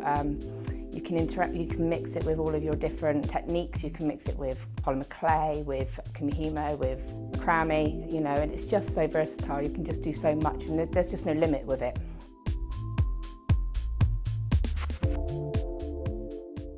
Jewellery Maker have an extensive range of DVDs for all abilities. Each of our mediums has an introductory DVD to help you get started. If you're already an experienced jewellery maker, we have a collection of projects and more advanced DVDs to take your designs to the next level. We are always filming new DVDs with our specialist guest designers, so visit our website for more information.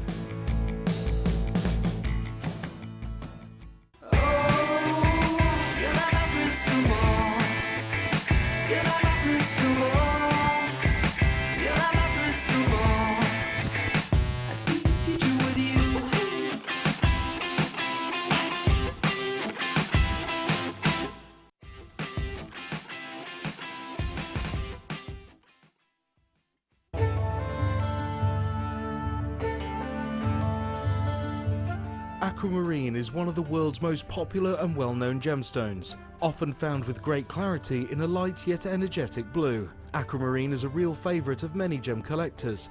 As a member of the beryl family, aquamarine's characteristic pale blue colour is created by the presence of iron. Gemstones that are coloured by nature in this way are known as allochromatic. This birthstone for March is highly sought after for its clarity, transparency and undeniable calmness. The Jewellery Maker Wall of Fame is where you get to showcase your skills as a jewellery designer. Each week, one lucky entrant will win £100 credited to their account, and the runner-up receives £50. If you want to enter your design, just send a photo to studio@jewellerymaker.com, or you can post your photos to Jewellery Maker, Ivy House, Henley Road, Outhill, Studley, B807DU. Get making and good luck!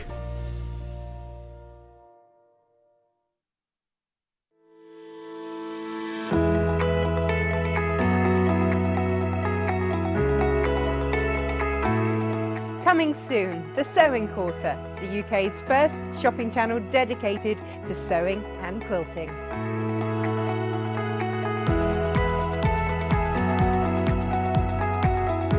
We will have all the things you love to sew, including clothes, quilts, bags, toys, cushions, and much, much more.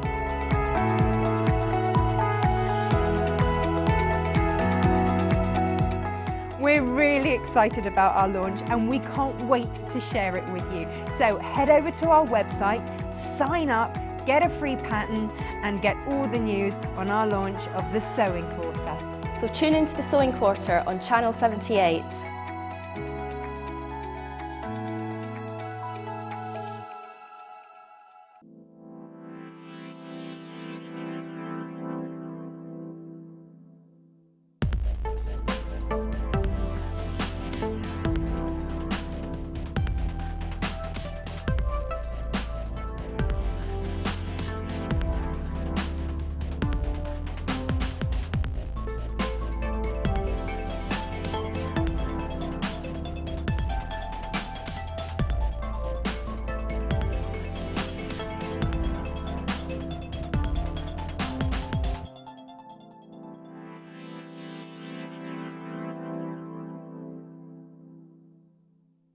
The Jewellery Maker Wall of Fame is where you get to showcase your skills as a jewellery designer. Each week, one lucky entrant will win £100 credited to their account, and the runner-up receives £50.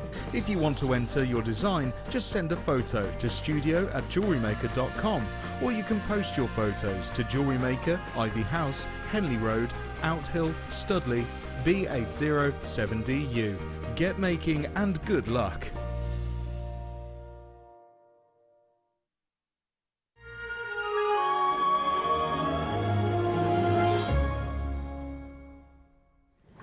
Hello everybody, welcome back to Jewellery Maker. So nice to be with you today. My name is Becky and I am joined by this lovely lady, Gem Hawkes. Hello, you. Good afternoon.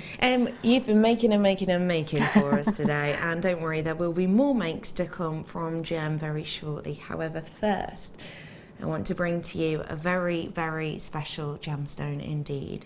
A gemstone that for many kind of in a sense personifies love. It is a gemstone which is true amounts of connotations with adoration, with passion, with forever, and it is one of your precious gemstones. Now, precious gemstone, obviously a little bit of an unusual term because it's something which traditionally was only used on a very few gemstones, and nowadays we think of more elements and more areas in the precious set. This one has always being classified as a precious gemstone, and most certainly still is a firm favourite, not just here at Jewellery Maker, but out there in the world of gemstones and jewellery houses. The quality of this passionate ruby that I'm about to show you is blatant. It is obvious. It is clear on first instance. If you imagine the best ruby you could ever hope to own and work with, I'm pretty positive that it's going to be this one on this strand. Get ready to fall in love with pure beauty of this passionate stone.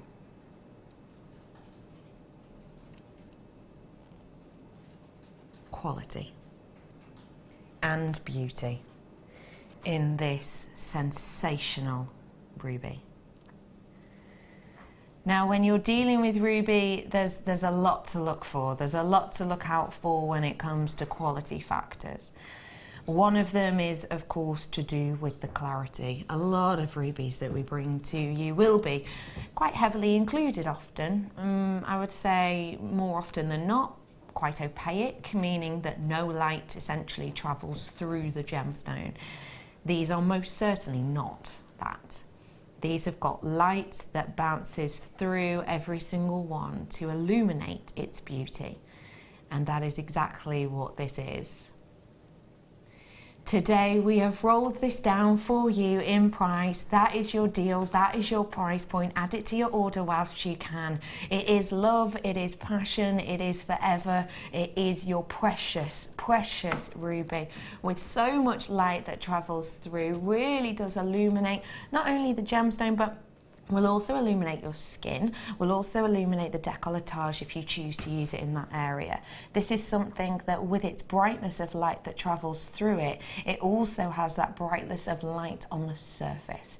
And when you have surface light that bounces from these facets, we refer to that as luster. So it's essentially like if you have lustrous hair once you've had a nice deep condition, it's exactly the same for the gemstone. So you can actually see the light that bounces from these, and it's because this one has been faceted. So that essentially means we have gemstone cutters called lapidarists who cut these gemstones and create this beautiful, beautiful shaping on each and every single one, which displays the lustrous light that hits these and then bounces back to the eye to give impeccable sparkle and beauty in every single one. So not only with this are you going to get that beautiful luster on the surface, you're also going to get what we refer to often as internal luster, otherwise known as brilliance. And it's essentially the way in which the light, when it's inside, stays and hovers. And you get this incredible amount of glow from each and every one of these impeccable quality rubies. Just look at the richness. And when we talk about the rubies, obviously you've got a beautiful colouring on these. You think of ruby and you think of the colour red, and it goes into a lot of information, I would say, on the likes of the GIA website. Now, GIA is Gemological Institute of America, and they write extensively about this gemstone, talking about the how red is the colour of most intense emotions, talking about how historically it's a significant coloured stone. It's just talking about the beauty and the wonder that is captivated with this stone, and that's most certainly what we have. We have captivation, we have wonder. Gem, I would love to know what you think of this strand. Absolutely astonishing. The glow that you're getting with these is something that you just don't see. It is a rare commodity. The colour is so pretty. The clarity is absolutely on top, and the quality of the cutting of the lapidarianship is unbelievable. Yeah, it absolutely glorious. It's ticking all the boxes essentially, isn't it? It is, absolutely. Now, as a guest designer and for the viewers at home, what would you do? I'm slightly in awe of it because they are such a lovely quality. But what I would like to do is probably use some of the smaller gemstones in cluster designs. I would want to team it with white gold or with sterling silver, I would certainly want to use a full precious metal with this gemstone, and I would probably have some cluster earrings with a couple of links of our beautiful heart chain, and then a cluster drop pendant to match. I wouldn't want to do anything overly complicated because I want the gemstones to stand on their own. They are of that quality that they will do that. They will carry your piece. So for me, keep it simple, use your precious metal, and really enjoy them. Really enjoy those gems. And you say the precious metal with it, and I have got some sterling silver coming up in just moments. Why precious metal for you with this? Couple of reasons. First of all, I think it would be quite rude not to. Secondly, I think if you are using gemstones of this calibre, if you pop them with plated metals, that's all well and good. There is a place for everything in this world. However, if I was looking to buy from you as a jewellery maker, I would want my rubies set with precious metal. I would expect my rubies to be set with precious metal. Now you can take that accordingly. You can use your sterling silver, or you can go further if you can. You know, you do have the options there. Yeah, definitely, and that's what this is all about, options. Should we bring you some precious metal now?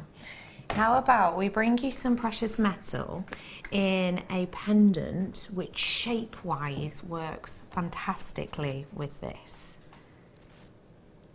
Take a little look at your drop pendant. It's a lovely counterpoint of the colour as well, with the pearl there, with the tone of these particular rubies, I think is absolutely gorgeous. Yeah. It really is truly, truly exceptional, isn't it? This is your black freshwater cultured pearl that we have here for you in the heart of it. And when you have that droplet, that teardrop shape, you've got something very, very, very special indeed. You have got beauty with this, and I think drop from a design like this, really pretty. I've also got a chain in a moment which would work perfectly with it. So let's take a little look around this, shall we? We have got, as you can see here, your sterling silver pendant. If you're not entirely sure what sterling silver is, don't worry. Sterling silver is a much loved metal, and it is part silver, part ore. It's around 7.5% ore, and that adds a lot to it, including kind of a strength to it and a workability to it, not just for you as designers, but also for us creating shapes and details like this. So you've got precious metal there. If I tilt this up for you, you'll be able to see how that pearl sits just so proudly atop this design, and that is a genuine pearl. That is a real pearl. It's not plastic, it's not shell, it is a genuine freshwater pearl that we have here. Stunning orient on this one. Your price point is up on your screen. That is a treasure within itself. It truly is. You have got such a beautiful look with this. You've got that genuine high quality metal and that genuine high quality pearl. If I flip this over for you, you will be able to see how that design is finished off at the back. You can also see just at the top there where there's a little sort of divot in, that does state your quality, and it does tell you, you know, that this is, you're working with the real deal essentially.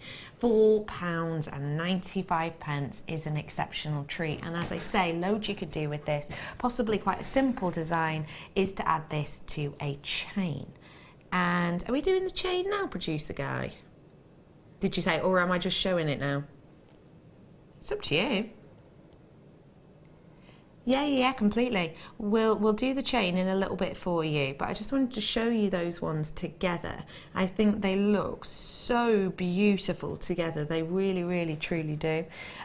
We'll be bringing you that in just a moment or two. We really will. This has got to be quite simple to work with, hasn't it? Oh, absolutely. I mean, you can obviously buy the three, and then you go straight to your earring and pendant set, which is very, very nice at specific times of the year, or if you're catering for people's birthday gifts, it's really nice to have that availability, and at that level of pricing it's affordable. You can also buy loads and loads of them and put them into your designs with your high-end gemstones. Have a neck piece with 5 or 6 of those clustered in. I think they look really attractive. One of the things that I really love about our sterling silver components here is the attention to detail. The high polish that you achieve on the surface of the silver here is incredible, but when you flip it over, the cup that holds the pearl in the back with those little tiny, even, perfect holes in it. It's absolutely spot on. If you go out into the marketplace, you can see very shoddily finished bits and pieces. Even when people are working in precious metals, you look at the back of the piece and you think, well, that's really subpar, that's going to catch on something, but you know when you're sourcing your sterling silver components from Jewellery Maker that the quality is there, as is the attention to detail, as is the eye for design. It's the perfect shape as well, slightly narrowing towards the top, slightly broadening towards the bottom, and it carries the pearl absolutely beautifully. And that's the thing, true quality that you've got here at that price is really sensational. If we want to do a very simple design with this, how about we just pop it onto this glorious chain, and boy, it really, really, really is glorious. I say chain, really, I mean necklace. Have a little look. This is not just any old chain, this is a fully completed component. And we're bringing it to you now. You have got your sterling silver chain, and you have got a big, big amount of surface detail on this. You'll be able to see that you've got these really delicate little links that are held onto each other, that are kind of nestled in together, and then you'll be able to see how you get this big ping of light at even intervals. Now these big pings of light that you're seeing are essentially where we have almost a spacer design or detail on these, which just brings that linkage in beautifully. If I hold this out for you, you may well be able to see that even more. You can see how you get those really delicate little loops, and then you get this wonderful movement of the light. Well, we've just matched that price of the pendant, haven't we? The fact that you can make a sterling silver design necklace and a high class design for less than £10, that's pretty incredible, isn't it? £4.95. Really, really, really is exceptional. And I love the way that on the bars themselves in between, we've got that really nice texture. The texture isn't random, it is even throughout the design. And just look at the way that sparkles. Really does, doesn't it? It really sparkles. It really glows. It's just got so much intrigue about it. You've got the lovely length on this one as well. I would say 50 centimetres worth you have on this in total. So may well rest slightly lower than your usual kind of 42 centimetre worth that we do. And I know that a lot of people really like that because it kind of can drape quite nicely, and it's not as much of a catchy point, I would say. This is a really pretty chain. What do you like about it? Absolutely stunning. It's the lustrousness of the bars between the links, and the way you've got sort of two designs in one, but it's all put together so beautifully. I love working with silver. I love working with our silver plated designs, but that is exceptional value for all the work that's gone into it. But again, I will say it's the surface luster and the detail on the bars. I think they're absolutely beautiful. And when you get that home and you look at it close up, absolutely stunning. Nobody would believe that it was under £5 that you've spent to get that. No way. It's great to have that extra length as well. Lots of ladies like myself who prefer a slightly longer chain, larger neck diameters perhaps. It really does open up if you're selling as well, because the more delicate among us can wear that as a slightly longer chain, but the less delicate among us can wear it that little bit higher up. It's really, really beautiful and versatile.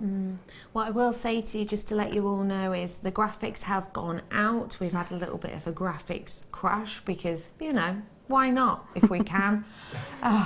Honestly, the graphics have crashed. Just to let you know, we're going to reset them. Hopefully that will work. We do not have 152 left at all. I do apologise. We don't have anywhere near 152. We've now got about 97. So do add it to your order as quickly as you possibly can. We are going to head on over to a break now. And just to let you know that we will keep the graphics at the bottom of your screen so that you can carry on purchasing this. Me, Jem, and the entire wonderful team will be back with you after this break for some more makes and another kit. See you then.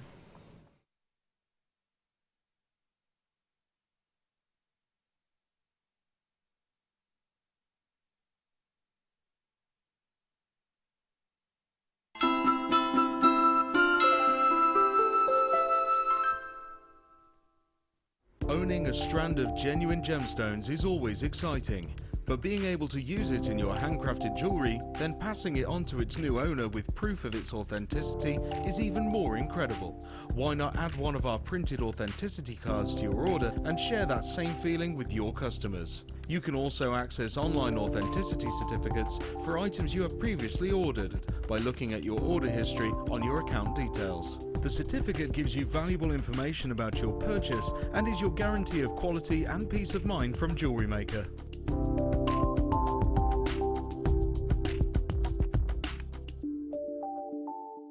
When you place your first order with Jewellery Maker, we'll send you a free DVD and booklet to help you get started. The booklet is jam-packed full of information on gemstones, tools, threading, materials and findings. There are step-by-step instructions on how to make bracelets, earrings and necklaces, and the DVD includes easy-to-follow video tutorials. So what are you waiting for? Start your jewellery making journey today.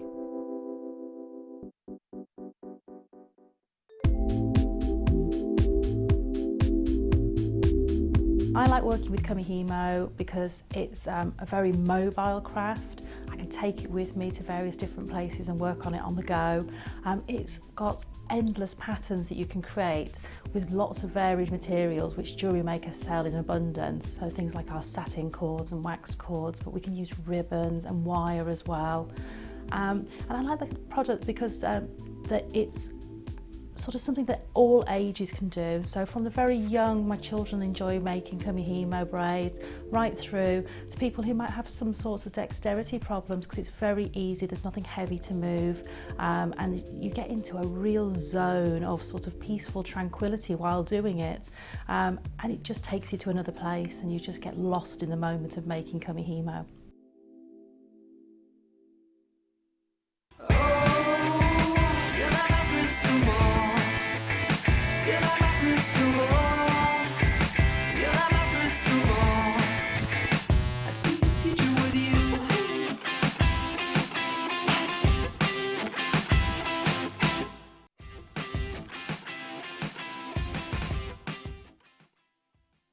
There are two easy ways you can purchase from Jewellery Maker.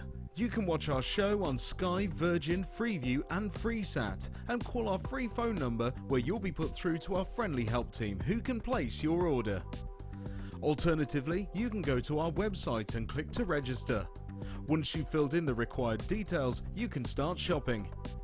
You can watch the show by clicking on the Watch Live Show button on the homepage. You can also use our quick search tool and narrow down your results. Once you have found an item that you like, simply click on the Add to Basket button and you can continue shopping or check out right away. Don't forget you can add as many items to your basket per day for only 1 P&P. Enjoy shopping with Jewellery Maker.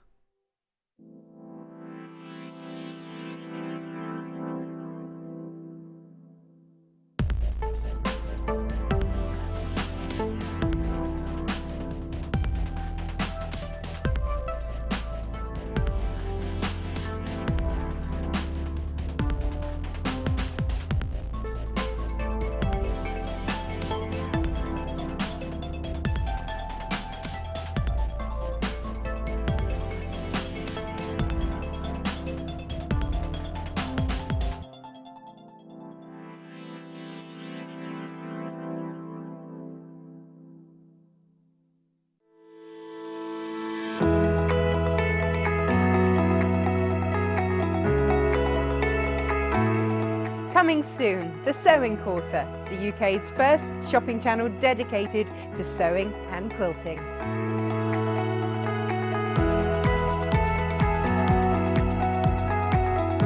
We will have all the things you love to sew, including clothes, quilts, bags, toys, cushions, and much, much more.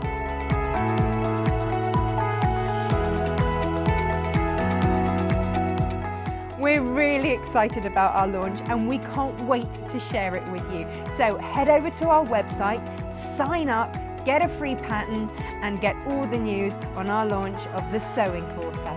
So tune into the Sewing Quarter on Channel 78.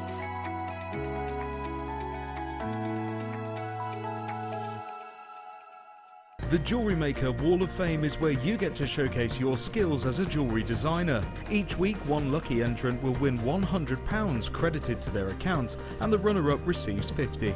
If you want to enter your design, just send a photo to studio@jewellerymaker.com, or you can post your photos to Jewellery Maker, Ivy House, Henley Road, Outhill, Studley, B807DU.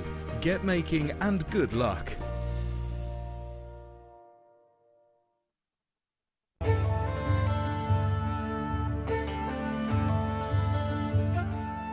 Morganite was first discovered in California in the early 20th century. News spread quickly, and it became of special interest to George Frederick Kunz, a well-known and respected gemologist and gem collector from New York.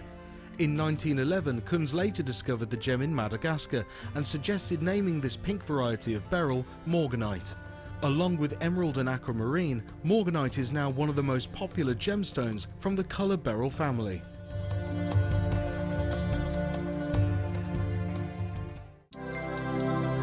Did you know that Jewellery Maker's phone number is free from a UK landline?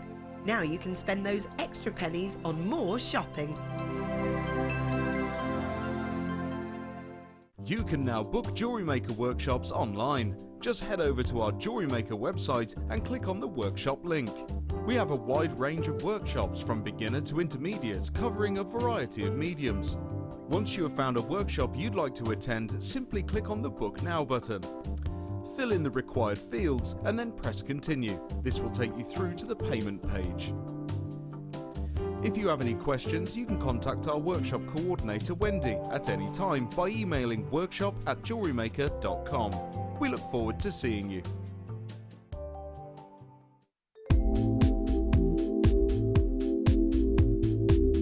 I like working with Kamihimo because it's a very mobile craft. I can take it with me to various different places and work on it on the go. It's got endless patterns that you can create with lots of varied materials which Jewellery Maker sell in abundance. So things like our satin cords and waxed cords, but we can use ribbons and wire as well. And I like the product because that it's sort of something that all ages can do. So from the very young, my children enjoy making Kamihimo braids, right through to people who might have some sorts of dexterity problems, because it's very easy, there's nothing heavy to move, and you get into a real zone of sort of peaceful tranquility while doing it, and it just takes you to another place and you just get lost in the moment of making Kamihimo. We here at Jewellery Maker love to hear your feedback. So working in conjunction with FIFO, a global ratings and reviews provider, when you purchase a product from JM, you will receive an email asking you to rate our service and our products. This helps us to bring you excellent customer service and ensure we're bringing you value for money and high quality goods. Have your say with Jewellery Maker FIFO reviews. Did you know that Jewellery Maker's phone number is free from a UK landline? Now you can spend those extra pennies on more shopping.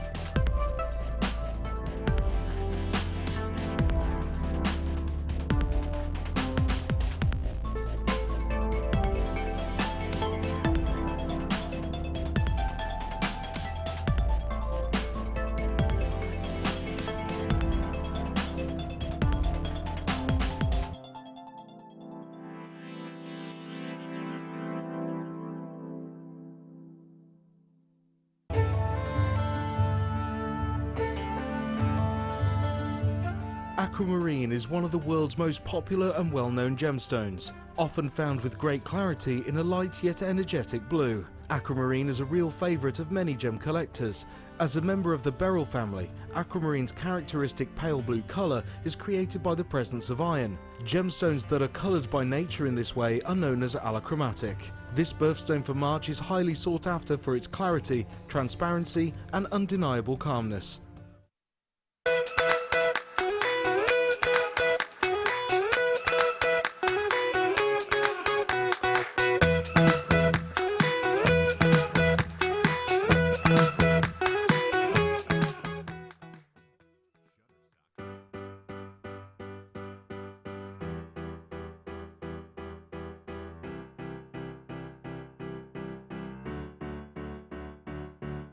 Did you know when you book on a Jewellery Maker workshop, you are given exclusive access to our Jewellery Maker shop? You can browse through special items and offers, be privy to selected discounts and deals that you can't get at any other time. Shop whilst you learn and grab yourself some amazing offers. For more information on workshops and available dates, contact our call centre.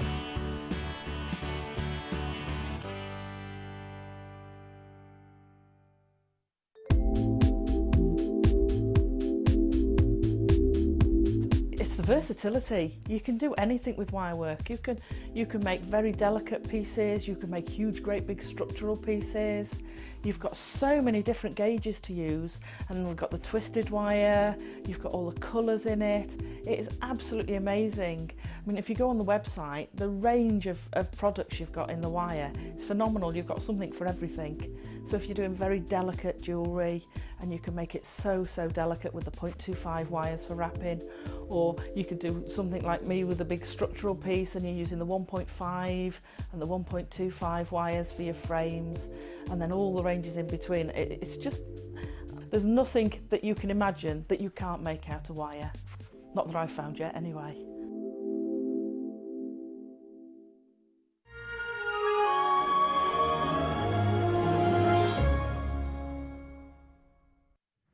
Welcome back, Jewellery Makers. Lovely to have you with us today. My name is Rebecca Redican, but you can call me Becky, and today we're joined by Jem Hawkes. Hello, Jem. Good afternoon. Good afternoon.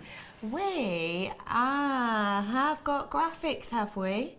Has it been fixed? We literally came back after the break then, and graphics still aren't up and running. We apparently have just fixed them. So I'm really quickly going to just recap for you this chain, which we did just before the break, because we essentially had hundreds and hundreds and hundreds and hundreds and hundreds of you check out on this. Hundreds and hundreds and hundreds and hundreds of you already treating yourself to this, checking out on this. This is our beautiful, beautiful chain that we have for you. As you can see, you've got the very delicate links, and then you've got the bars in between, which have a wonderful amount of luster about them. This is, as I say, a chain, but it is also a necklace. You can see the clasp on here. Yes, it is precious metal. I think you can tell, can't you? Because, of course, when we're dealing with silver, we are dealing with something that gives more light back to the eye than the likes of your gold and your silver, for example. This went for $4.95. If you want the code, it's actually on this little sticker, which is handy. There you are. USVB18 is your code on this one. So make a note of that, just because we did think the graphics were fixed. Technical people walked out of the gallery. We've now called them back. There are 3 people sat around Guy's computer trying to help him. Proper, real technical issues. Look, there they are. Look. So we are trying to sort this out. We're going to try and load the the strand, or the pendant. Ah, yes, if I could find it, that'd be absolutely radical. It's over here. Stay where you are, I'm back. Here's my hand. I'm not going. I've got for you here a pendant. We're going to try and bring this to you now. We did this too just before the break. We're really just trying things now to see if our technical bits and bobs are working. Now this was $4.95 as well. Go absolutely fandabadozily with that chain, wouldn't it?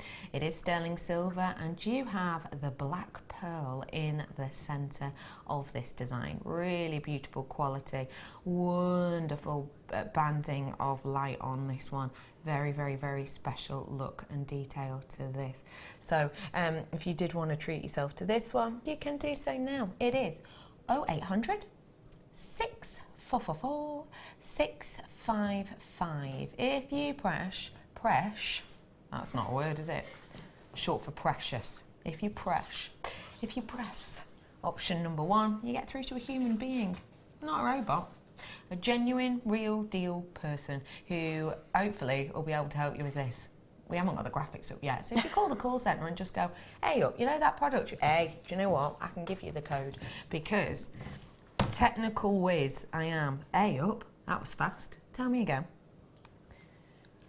RVR02. That's R for Rebecca.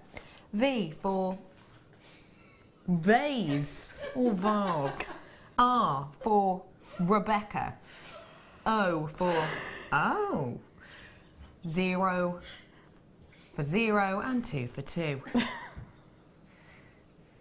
Gotta admit to you, the whole, you know, Romeo, Juliet, all that malarkey, never really got my head around it. So, good luck to you all on that one. Well done to every single person. Okie pokey, piggity okey. What we doing, family team? Say what? Should we have a start to have a little nosy at the kit? Because we can't bring it to you yet, because there are genuine technical issues. Have a look at what I can only describe as possibly one of the biggest amounts of jewellery you're ever likely to see outside of Bond Street. This is a mammoth amount of treasures, all created by my guest designer today, who will be demoing for us, the wonderful Gem Hawks. Gem, couldn't stop. Got carried away. Got carried away. You yeah. really did. You've just made loads. It's ridiculous, really, what's in there, because you've got the sheet, really beautiful, and a substantial quantity of copper sheet. You've got so much of the raw wire, which is beautiful to work with. And then on top of that, they've only gone and put in rubies and emeralds. Stunning. Rubies and emeralds? It's quality, isn't it? It's quality. I bet you felt very lucky. I did feel blessed, and a big thanks to Pip for the kit. I think this was a Pip kit. We have 3 or 4 people that help us with the kits, putting all the bits together. And yeah, it was an absolute pleasure to work with. Really enjoyed it. And if you've never worked with sheet before, it's great because you've got so much else to work with. If you've never worked with wire but you've worked with sheet, it's worth grabbing it because you've got all the bits and pieces there, and they naturally complement each other. The sheet and the raw copper wire, absolutely dream combination together. And the quality of the gems as well. I adore these rubies. And the emeralds, I'm not known for my love of emeralds, but these emeralds really moved me. Yeah. They're absolutely beautiful. They really are exceptional, aren't they? They've got such a beautiful amount of depth to them in every single one. I think it's just look at those. Really deep and rich and impressive colours that we've got on there. The really very pretty indeed. So do make sure you're coming on in and grabbing these treats when the graphics are up on your screen, which is not as of yet, because you know the little gremlins are in pressing things, eating after midnight or whatever gremlins are meant to do. So do make sure you are adding these ones to your selection whilst you can. You had a cheeky little snig at them. What was that for? It's the name that I've put on the gentleman's piece of jewellery there. It's inspired by a film that's coming up in a couple of months. Which one? It's from one of the... It's that actual name. Oh, right, okay. So are you imagining giving this away to said celebrity? That would be nice, wouldn't it? That would be.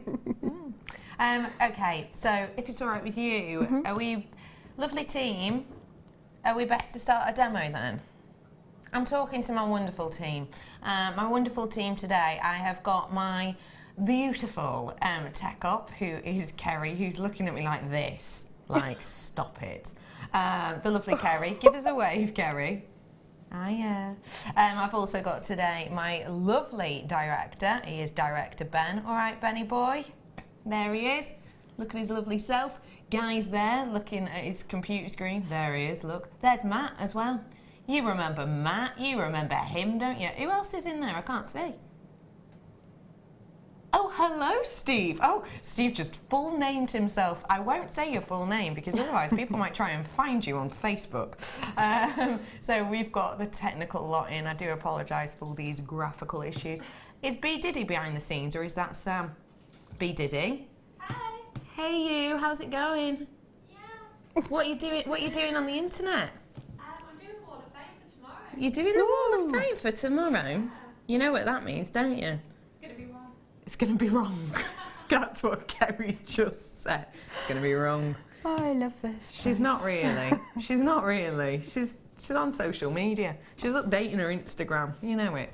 Anyway, we are our wonderful mid-show team today, and we are going to, because of our graphical issues, dive on into some makes, if we may. So, get yourself ready and raring for some creativity. I will bring you the kit very shortly, but let's dive on in to, well, what we're making. Should have asked. I thought we'd look at a couple of techniques on the side of using the sheet with the wire and the gemstones, and obviously that can be sort of passed across to other pieces within the kit or within the selection that we've made up here. So the first thing that I thought we'd look at is actually cutting the sheet. Now you can take the saw frame. If you're looking for some expert guidance, I know that Fleur has a workshop which is absolutely fantastic, so do pop along to that if you're able to. Don't be afraid of using your saw, don't be afraid of using the snips. Now, the piece of equipment that revolutionised my life for using sheet metal were the snips that come in our deluxe stamping kit. So I'm just going to try and free those, which I probably should have done earlier but didn't. If you want to have a little look on our website, you will be able to see things like this, stamping kits, etc. In the deluxe stamping kit, you get an A to Z in uppercase, you get some numbers, you get the and symbol, you get one of the steel blocks, which if you're looking to do some texturing or stamping is absolutely vital. You don't want to do it on your work surface, especially if you've got really nice work surfaces. You also get a hammer, which is perfect for using with the letter stamps. I've added a couple of bits and pieces to my travel kit. I've got a steel ruler, because my husband's an engineer and he would absolutely go nutso if I used a plastic ruler. I've also got a scribe, which are relatively easy to pick up anywhere. It's basically a pointy, scratchy stick. I use my pointy, scratchy scribe to draw lines on the copper. Two reasons for this. Number one, you don't then have to rub it off afterwards. There are many different ways of preparing your copper sheet to create a shape on top of it. People often use the transfer system where you draw your design on a piece of paper or a sticker, pop it on the sheet, and you can then wash that away later. Another way that you can achieve this is to draw directly onto the sheet with a marker pen, or the way that I prefer to do it is I mark my designs with a scribe, a pointy scratchy stick, and this opens the surface of the copper sheet so that when I'm cutting with my shears or my tin snips if you prefer, I'm much more likely to go along the correct line. It does work also to scribe your metal and then use your saw frame, because again you've got that little divot sort of ploughed into the surface of your copper, which means that you can follow it more accurately. For the bar necklace, which has 2 stars beneath it, I had some large stars gifted to me. On the actual gift itself, the label was made of a big wooden star. So I popped that big wooden star into one corner of the sheet, traced with my scriber, and then simply cut it out, filed and polished it, textured one of them, and the other one I left plain except for some markings around the edge.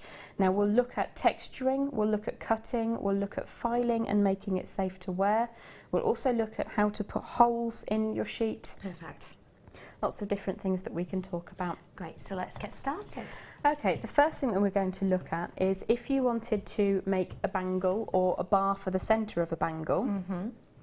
I'm going to work with this cut down piece of sheet because it's easier for me to demonstrate a slightly smaller piece.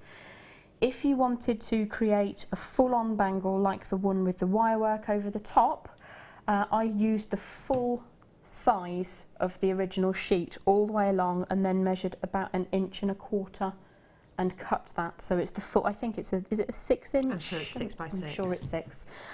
So that would be 6 by 2 inches, something like that. But you can obviously make whatever size you need. It's relatively easy and relatively quick to then file down your ends and make it wearable and safe. Okay. So what I'm going to do is pretend that we're looking at a large piece for now. Okay. And we're just going to measure and scribe a section that we want to work with. So that's a nice flat edge along here. I'm going to measure in, let's have a look, I think 1.5 centimetres. And on my lower edge, I'm going to put a scratch on the mark, just here. So that's 1.5 centimetres from the edge. I'm right-handed, so this is the easiest way for me to do this. You will obviously work how you feel most comfortable. So I've got two little scratches, little scribes in the surface of the metal. Now if that's not showing up on camera, I've got a fine tip marker pen just to highlight those two marks so that we can see them easily. Even your permanent markers will, with the application of the wet and dry sanding pads that we often have available, or even with the four-sided nail care pads that you can pick up from inexpensive shops in a pack of 4, those will both abrade the surface enough to remove even a permanent marker afterwards. So the next thing I'm going to do is to create my line, and this is going to give me, the reason I use a scribe personally is I'm putting the scribe into the mark I've made, pushing the ruler up against it. I'm going to do the same at the bottom, and that way I know I've got quite a high degree of accuracy. So I'm just scribing. This is just cutting slightly into the top surface. You may not be able to see it as well as, oh, that's actually showing up quite nicely. You can see that beautiful straight line that we're working with. I would recommend grabbing a steel rule. They're inexpensive and quite a useful piece to have in your kit. So the first thing that I'm going to do is, I prefer to use my snips and then tidy up. If you use a saw, you have less work to do afterwards. So I'm going to keep one of my fingers between the two sides of the snips here. These do not have a return spring, and what this will enable me to do is open and close in one move. Otherwise, you close up, you have to release, you have to open. So keep one finger just there and you'll be able to make a nice, clean, one-handed operation. So I'm supporting the sheet and I'm just cutting along that line. I'm actually using the upper cutting surface of the shears as a ruler to enable me to get a nice straight edge. So I'm going to put the bigger piece of sheet away for later. So much here that you've got left. That's more than enough to make a ring. Think how many rings you can make out of that sheet. So the first thing that I'm going to do right now is just straighten this up slightly. Any flat facing pliers will help you to do that, but very, very gently, so I'm not marking that beautiful satin finish. I'm just straightening up my edges. I've now got a 1.5 centimetre wide bar. Now you can have this whatever dimension you want. You could fill this with gemstones, you could fill it with wire work, you could fill it with scrolls, you could etch onto it. You've got lots of options, lots of different things that you can do. To make this usable and so that we don't end up with any damage, the first thing I'm going to do is take a section of our wet and dry sanding pads.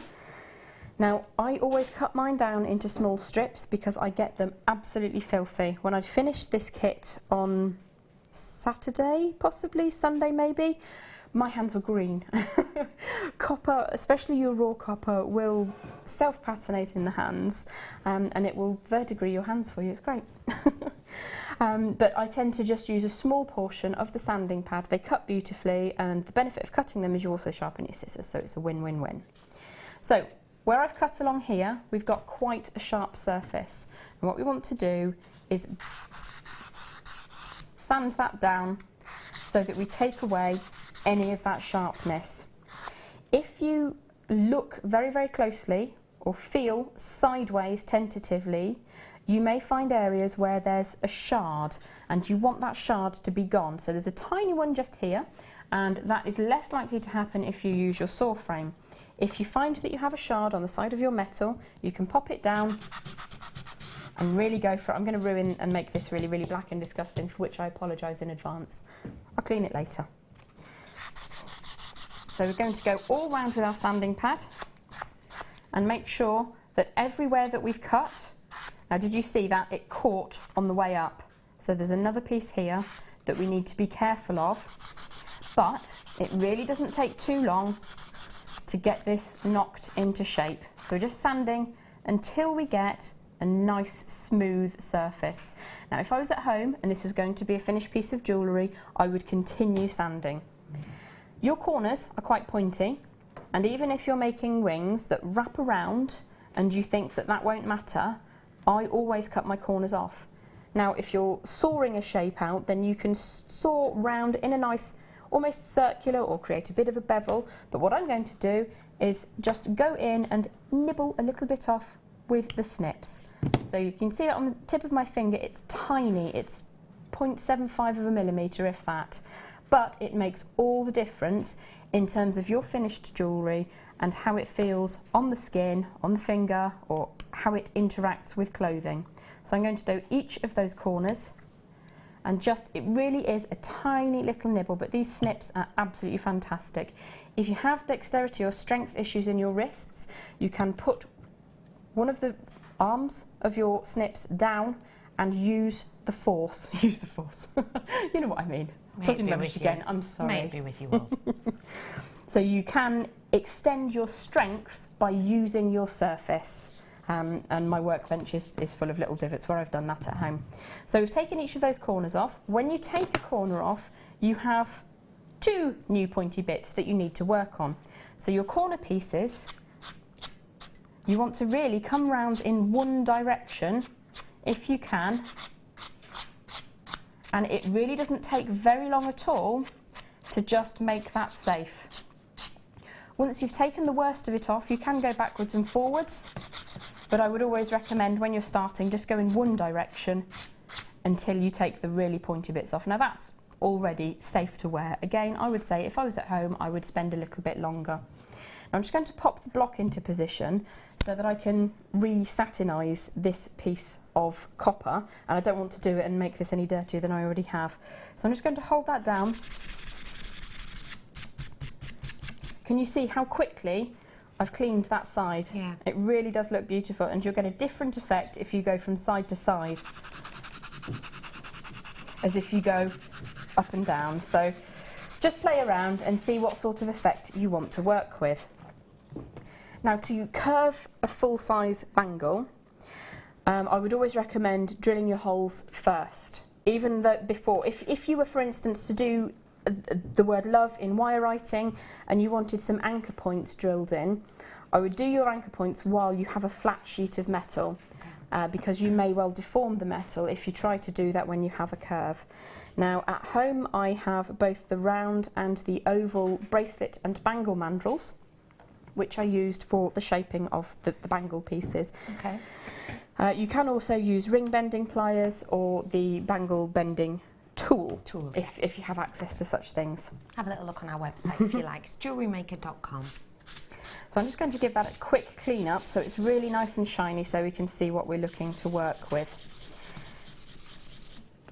Okay, so other techniques that we can use. Say for instance we wanted a single gemstone in the middle, or we wanted to anchor some writing or scroll work as I've done in one of the pieces. Very, very simple. I've had to borrow somebody else's hole punch because mine's gone AWOL. But what you would want to do, let me just find a gemstone in this bag. Let's look at how to size it up. Pop your gemstone on approximately where you think it's going to look good, and then use your ruler to measure and ensure that that does sit centrally. So I'm going to look at how that looks on the board. So it's approximately 4 centimetres from the end to the leading edge of the gemstone, and the other side it's 4 centimetres. So we've got that slap bang in the middle already. When you add your marks for putting the hole punch in, you need to allow some space between the edge of the gemstone and where the hole lands. If you have it directly on the side, you will then have to put a very sharp 90-degree bend in your wire, and with raw copper, I wouldn't recommend having such a very, very sharp bend. So we need to come out a little bit from either side of where the gemstone sits. So I'm just going to go by eye into what I think is the centre. I've put one little mark on. I'm going to put one mark on the other side. You can, of course, if you prefer, do this with your ruler and get that exactly central that way and equal this way.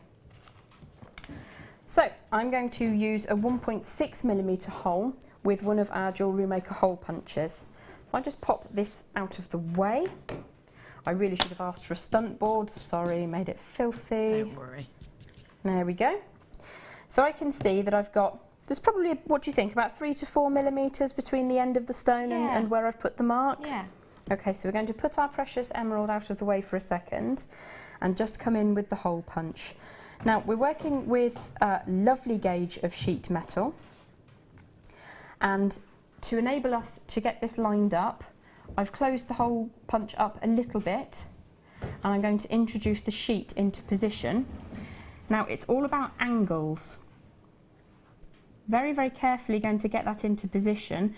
As soon as the sheet bites, I can look from all angles to make sure that I have got that exactly where I want it. And I can see that that hole punch mechanism is sitting right on top of my little blue dot. At the moment, if it wasn't right, I would still be able to unwind and open that up and move it. As it happens, we've hit, so we're just going to turn around a couple of times. You'll feel when it goes, draw that back out. Now, if you continue going all the way down and all the way back, you don't end up with the little sprue on the back, but I'll show you how to remove it. That's just fallen off actually, so that's fine. You've got this little hole. First thing you need to do after you have removed that little sprue, if it hasn't come off, is flatten it down.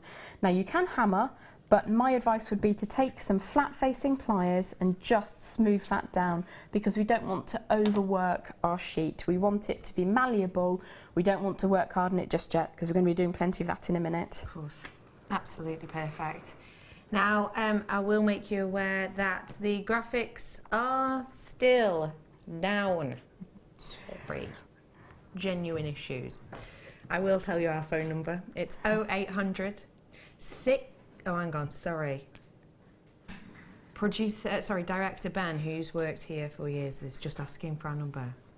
6444 655. He's writing it down for us so we can all see it. I just want to make you aware that this is the kit.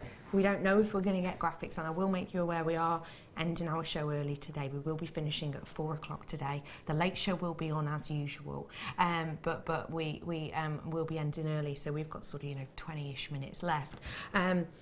We are unable at the moment to bring you this kit. We're not sure if the graphics will be fixed yet. People are really working on it, but essentially I can show you the kit, which is right here, and we'll bring the number up and the code, and I'll give you the price point as well. Kerry to the rescue with our phone number. Oh, well done. Just taking a picture of it. I will be bringing this kit to you right here, right now. And like I say, just ring the phone number and tell them the code, and we have set the price point already on it. So let me tell you exactly what we've got here. You've got your 6 by 6 inch piece of metal here, which is in your copper.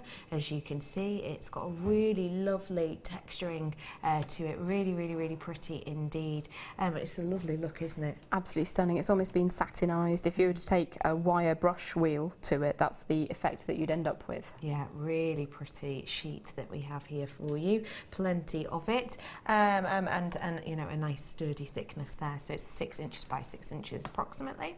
You've also got in here the bare copper wire. Now, bare copper itself, you'll be able to see there are different colours.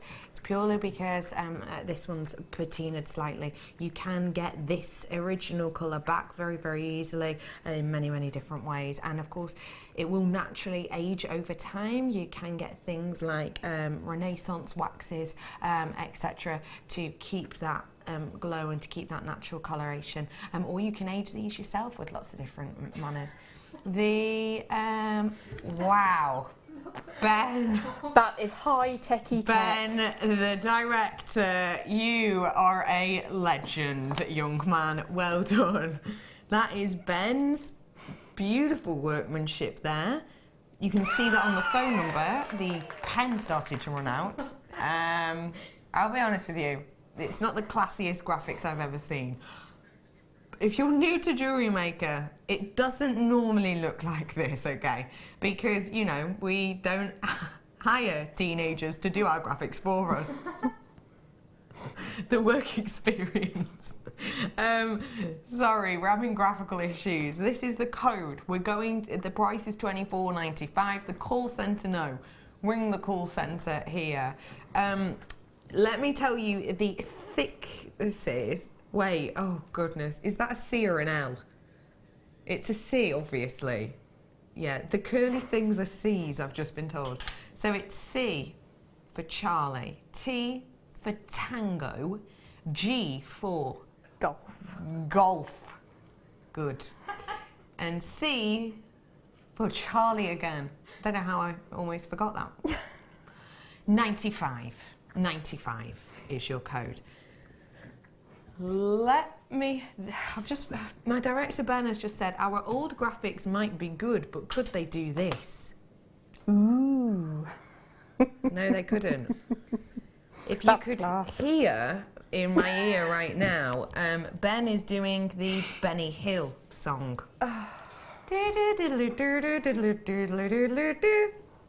Etc. Let me tell you the thicknesses we've got here. What are we talking about, Guy? Of the wire.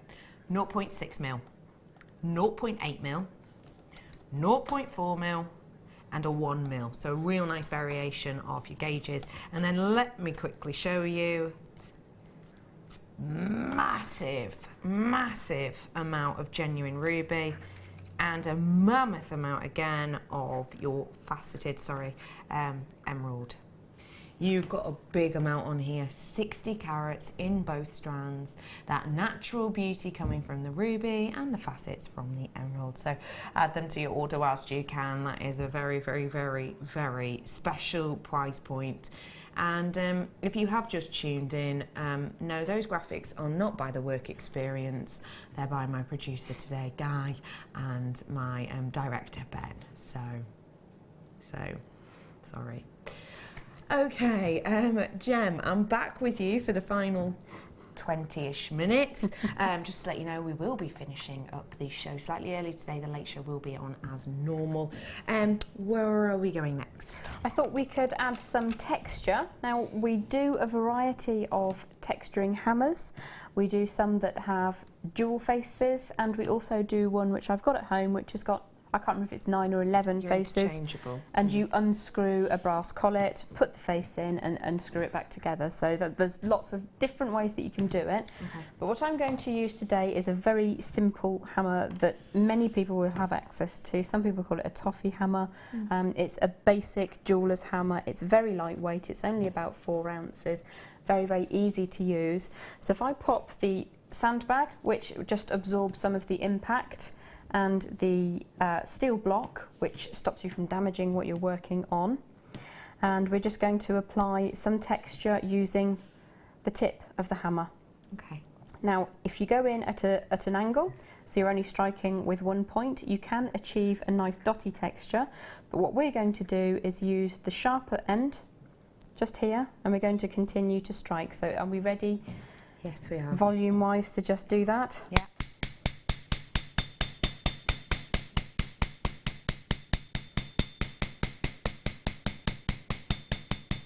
So you can achieve almost it's like a small dotting effect by going slightly on an angle.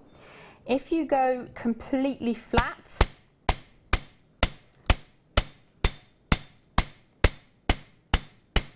you'll get almost a line. So if I flip that round the other way, so it's like this direction,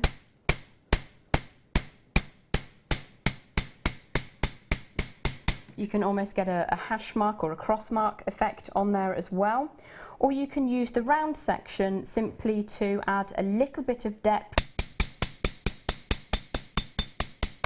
This is one of my favourite techniques because it's quite subtle, but what you end up with is a very shiny section inside of the satinized section. So if I do a few more on there,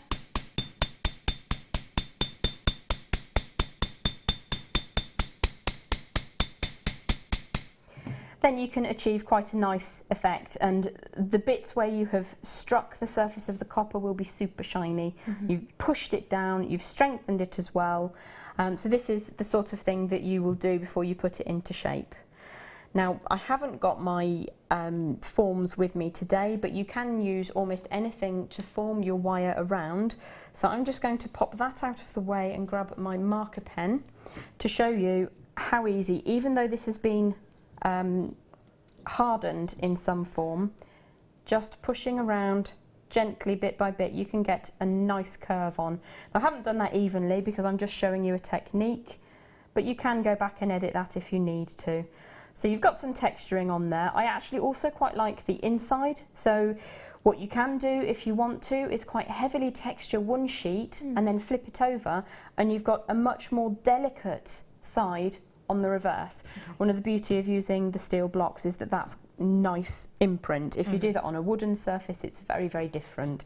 So it is worth investing in the steel block and at least one hammer and just having a bit of a play. It's also really, really good for those days when you're stressy or stroppy, somebody's wound you up, go into the workshop or the room that you use to work and just smash it. Yeah, hammer it out. Hammer it out, Yeah, absolutely. get rid of that stress. Now, if you wanted to add a gemstone, or if you wanted to anchor a wire work or a wire writing design or scroll work, whatever you fancy, we've drilled some holes in. I missed the centre ever so slightly, so forgive the slightly, one of them looks like an 8 and one of them looks like a proper hole. We're just going to gloss over that bit. We forgive you. Thank you. Use the heaviest wire that you can that will go through your gemstone. We want this to last. So it pays to use the best gauge. So I'm just grabbing what I feel to be the 0.6 and seeing if it will go through this emerald. I have a feeling it might be a bit broad. It is, so we're going to move on to the 0.4.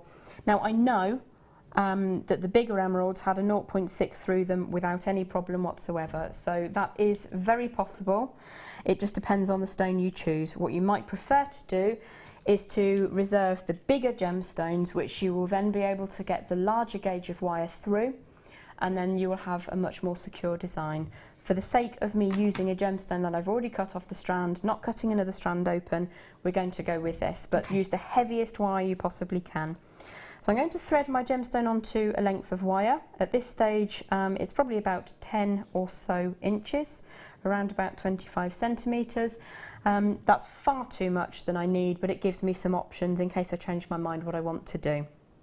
Now, if you're adding more than one gemstone, you will obviously need holes either side, but you can share these holes between wires coming backwards and forwards a number of times.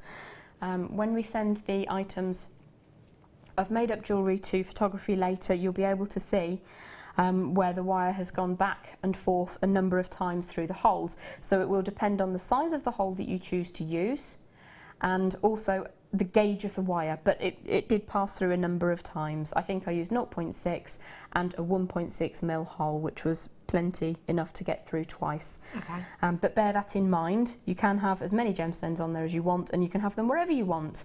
So just lay them out, plot your holes, cut your holes before you bend your frame, and then you've got something to work with. Perfect. Your graphics are live. Your graphics are now live. There they are up on your screen.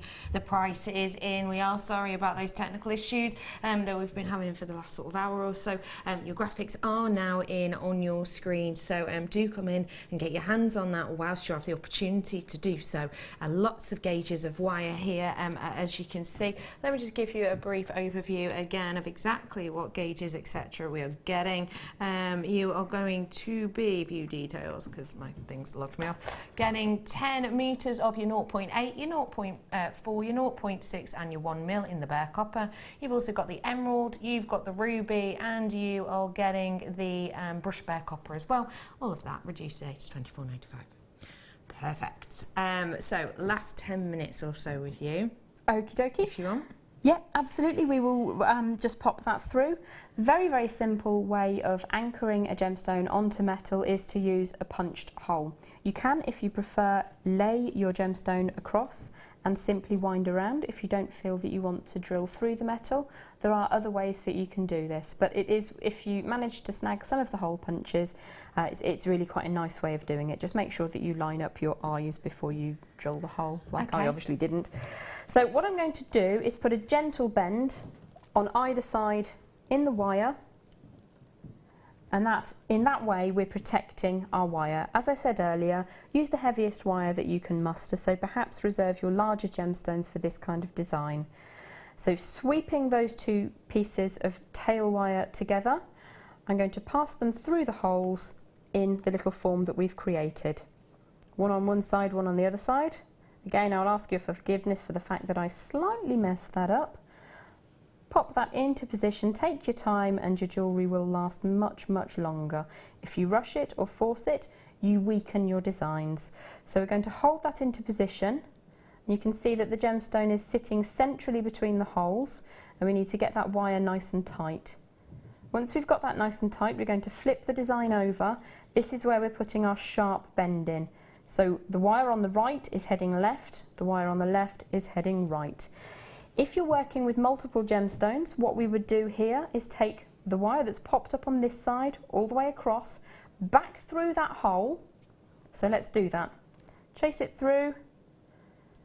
Gently support the wire while you pull from the other side, and you're less likely to have snags. Pull that nice and tight.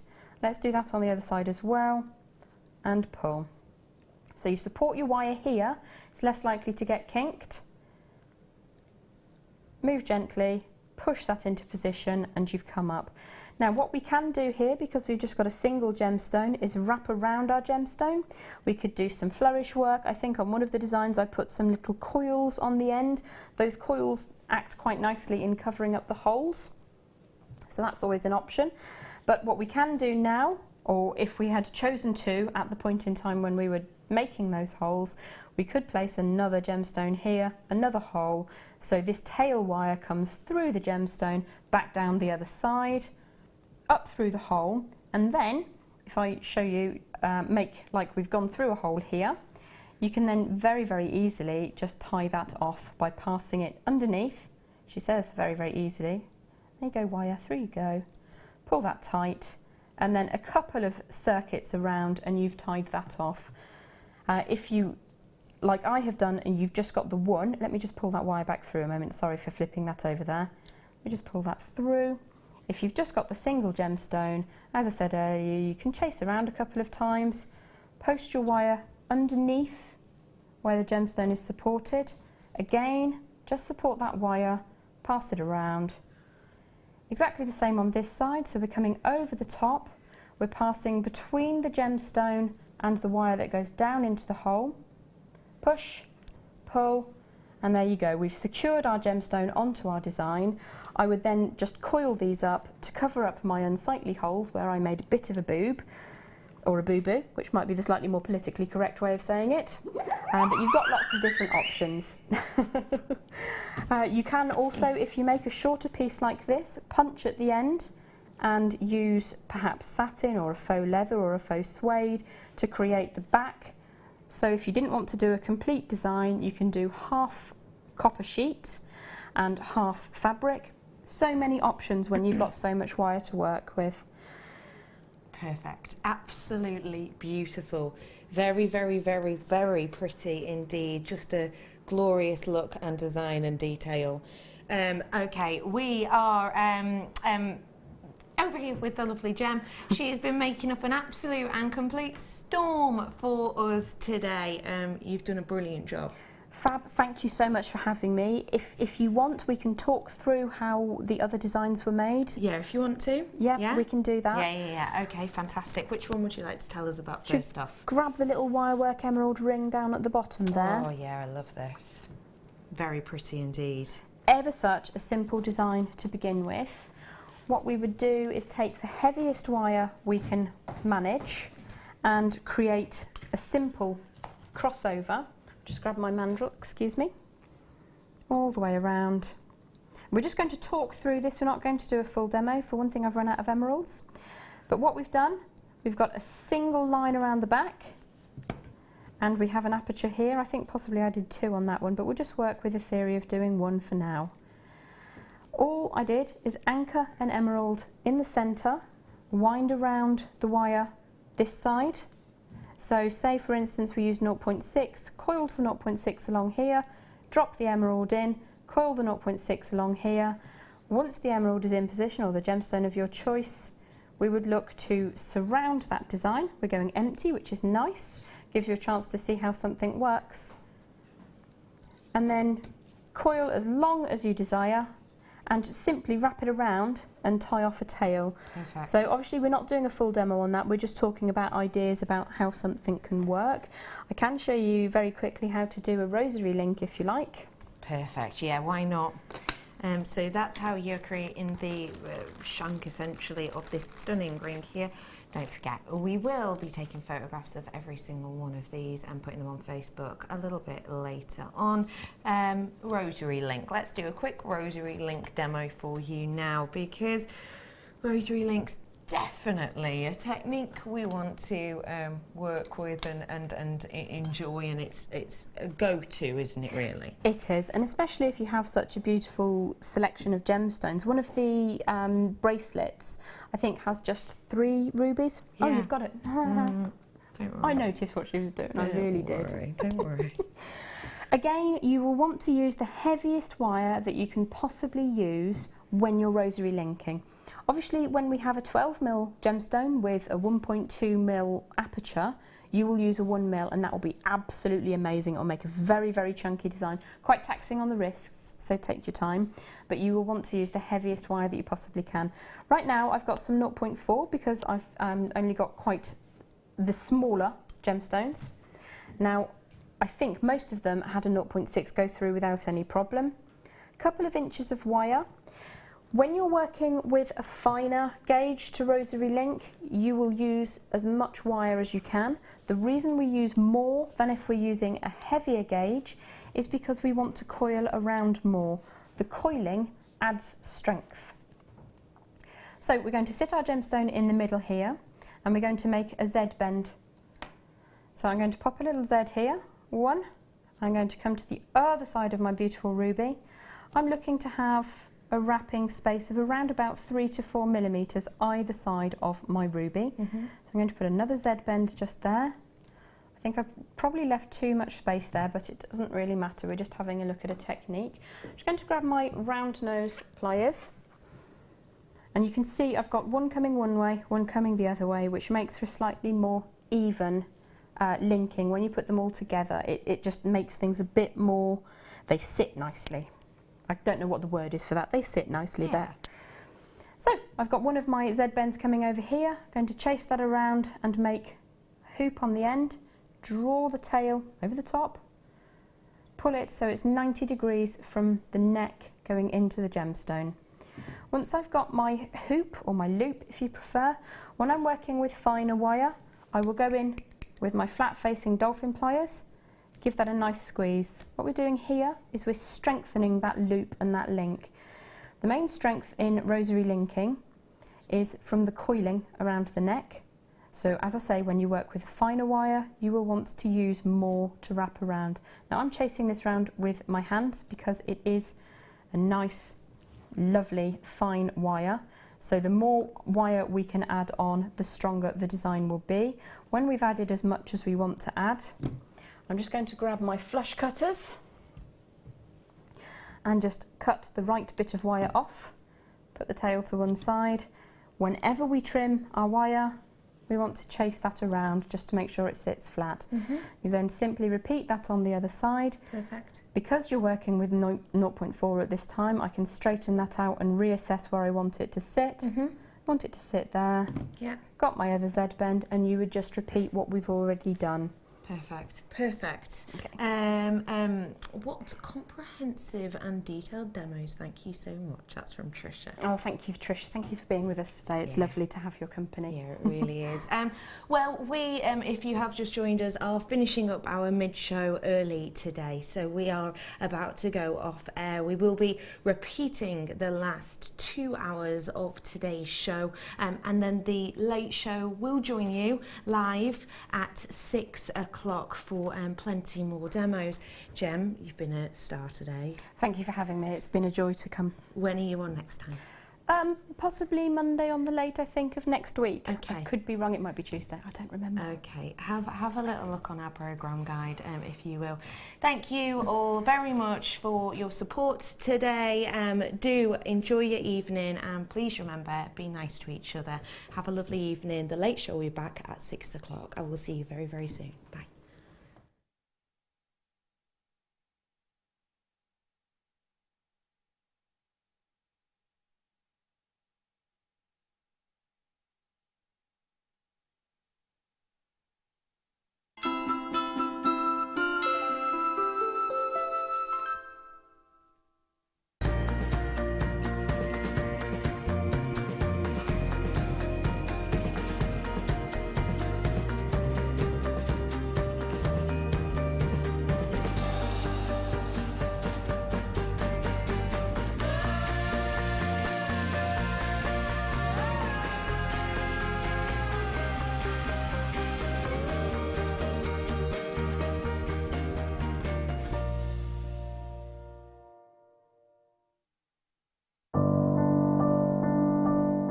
think when I look back on it, I think I was brought up as a beader, not a jewellery maker, a beader. Because, you know, we always had my granny's button box and lace box, and, you know, you could go through her beads and put them all together, string them, you know. Jewellery Maker is quality, and if you want the quality, that's who you've got to go to. I like your presenters and the certain ones. Yeah, and it's a shame it's so far because I'd like to do loads more courses. But yeah, I will always be buying from Jewellery Maker. I am that sort of person with energy who likes to jump from medium to medium. Depending on what day of the week it is, depending on what I feel like. I find I work differently if I'm sitting in my workroom at the table than I do when I'm sitting with a tray in front of the television. But yeah, no, I would say to new people coming in, if you are looking at genuine gemstones, it's got to be Jewellery Maker. I would say look at the bundles, because I think you do some really good bundles. And press the button quick and buy them. You know, don't wait to think about it, because I think that's one of the big things, is if you wait, it's gone. You can always order, and what I usually do is I'll order, and I'll have other things in the back of my mind that I can add to that order to get your postage money's worth. Yeah. And if I don't like it, I can send it back. But I think that is the way to buy.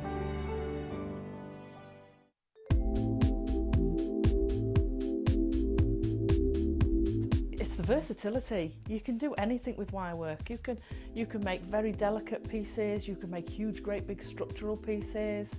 You've got so many different gauges to use, and we've got the twisted wire, you've got all the colours in it. It is absolutely amazing. I mean, if you go on the website, the range of products you've got in the wire is